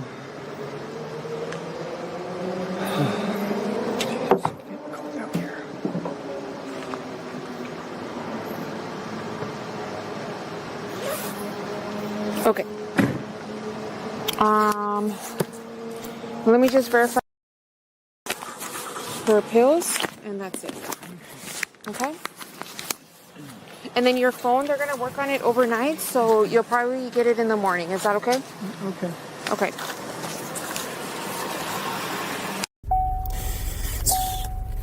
Tuesday. And that's what we have. Those are the 3 audio clips that I have, unless I'm missing something. Did I miss something? Is that it? 3 of them. We listened to 3 of them today. If there's anything else that I missed, we will play it again. We'll go over more then later. Let me just take this off for a second. Wow. It's like, they're just going to keep your phone overnight. And at some point there, as we know, I just thought we can hear it now. When he's like, do I need a lawyer? Because at some point, after they look at his phone and they work on his phone, then by February 28th, that was the same day now because it clocked over to midnight. He was arrested. He was cuffed and charged with over 60 counts of CSAM-related charges, and it's horrifying. We've gone over that document before. It's terrible. It's all on the playlist if you haven't seen it before. As I say, I will make sure that you also get raw audio files, meaning no commentary, no interruption, so you could just listen to it all in one go. Yeah, Marilyn's like, the arrest Gizzle, I have not heard audio yet. Have you heard audio? I haven't seen it, but I will dig through those files and see if I find anything. There's no body cam or anything like that. I know we've seen him in like that white sort of hazmat looking outfit, right? Walking out as he got arrested. He's actually quite a tall guy, but that was scary. We've seen that. We've seen obviously the body worn camera from when he's in the vehicle being transported, and he's also complaining about it being too cold and sleeping on a roll of toilet paper and things like that. So yes, but wow, it's exhausting trying to keep up with their lives. I'll say there, because Jenn Soto's and Stephan Sterns, between the two of them, you're like, wait, like what is real here? But there's some tells there, right? Okay. Nightingale News said, I'm enjoying my first live. Thank you for all your hard work. Gizzle, Grizzly True Crime. Thank you so much for being here. Welcome to everyone that's new here. I hope you'll consider subscribing, becoming part of this community. We over here like to deep dive cases. We like presentations with bullet points, map time, snark where appropriate, which is usually directed straight at the accused, and definitely if they're convicted, snarking it up. Okay, so if that's what you like, then I hope that you will stick around for other cases as well. We'll continue to deep dive this case. There's still photos we have to go through, timelines, all sorts of things. We've gone through a lot of the documents and the highlights from those documents. So if you missed that, please do check it out. And so Brenda's saying this is what I'm saying. Okay, you're like, they just announced it. They did. Mainstream media just announced it, but we've been on it for like a week already. It's in the documents. Her cause of death was strangulation, homicide by strangulation. We've gone over that. I don't know if Kissimmee PD was meant to release that, but they did. So there are live streams where we discussed exactly that, and it's time-stamped for you, okay? That was from a few days ago already. All right, everyone. Thank you so much for spending time here with me. Really appreciate it. I hope that you get some sunshine, that you go outside a bit, whatever it is you like to do, a bubble bath, I don't know, because this case is very heavy. I know it can affect people's mental health, okay? I myself, can't. So you got to make sure you look after your mental health, okay? Come back fresh, especially if you take naps, whatever it is, look after yourself, come back, and then we'll study some more, okay? And if you can't make it, don't worry. We'll always save a seat for you. All right, mods, thank you so much. Really appreciate it. If you're looking for any links of mine, it's on grizzlytruecrime.com. Okay, so I will see you again very soon. If I find a recording of him asking for a lawyer, we've read it. If I find it, we will play it together. Okay, and then we'll look at photos. All right, everyone, stay safe and see you again very soon. Bye.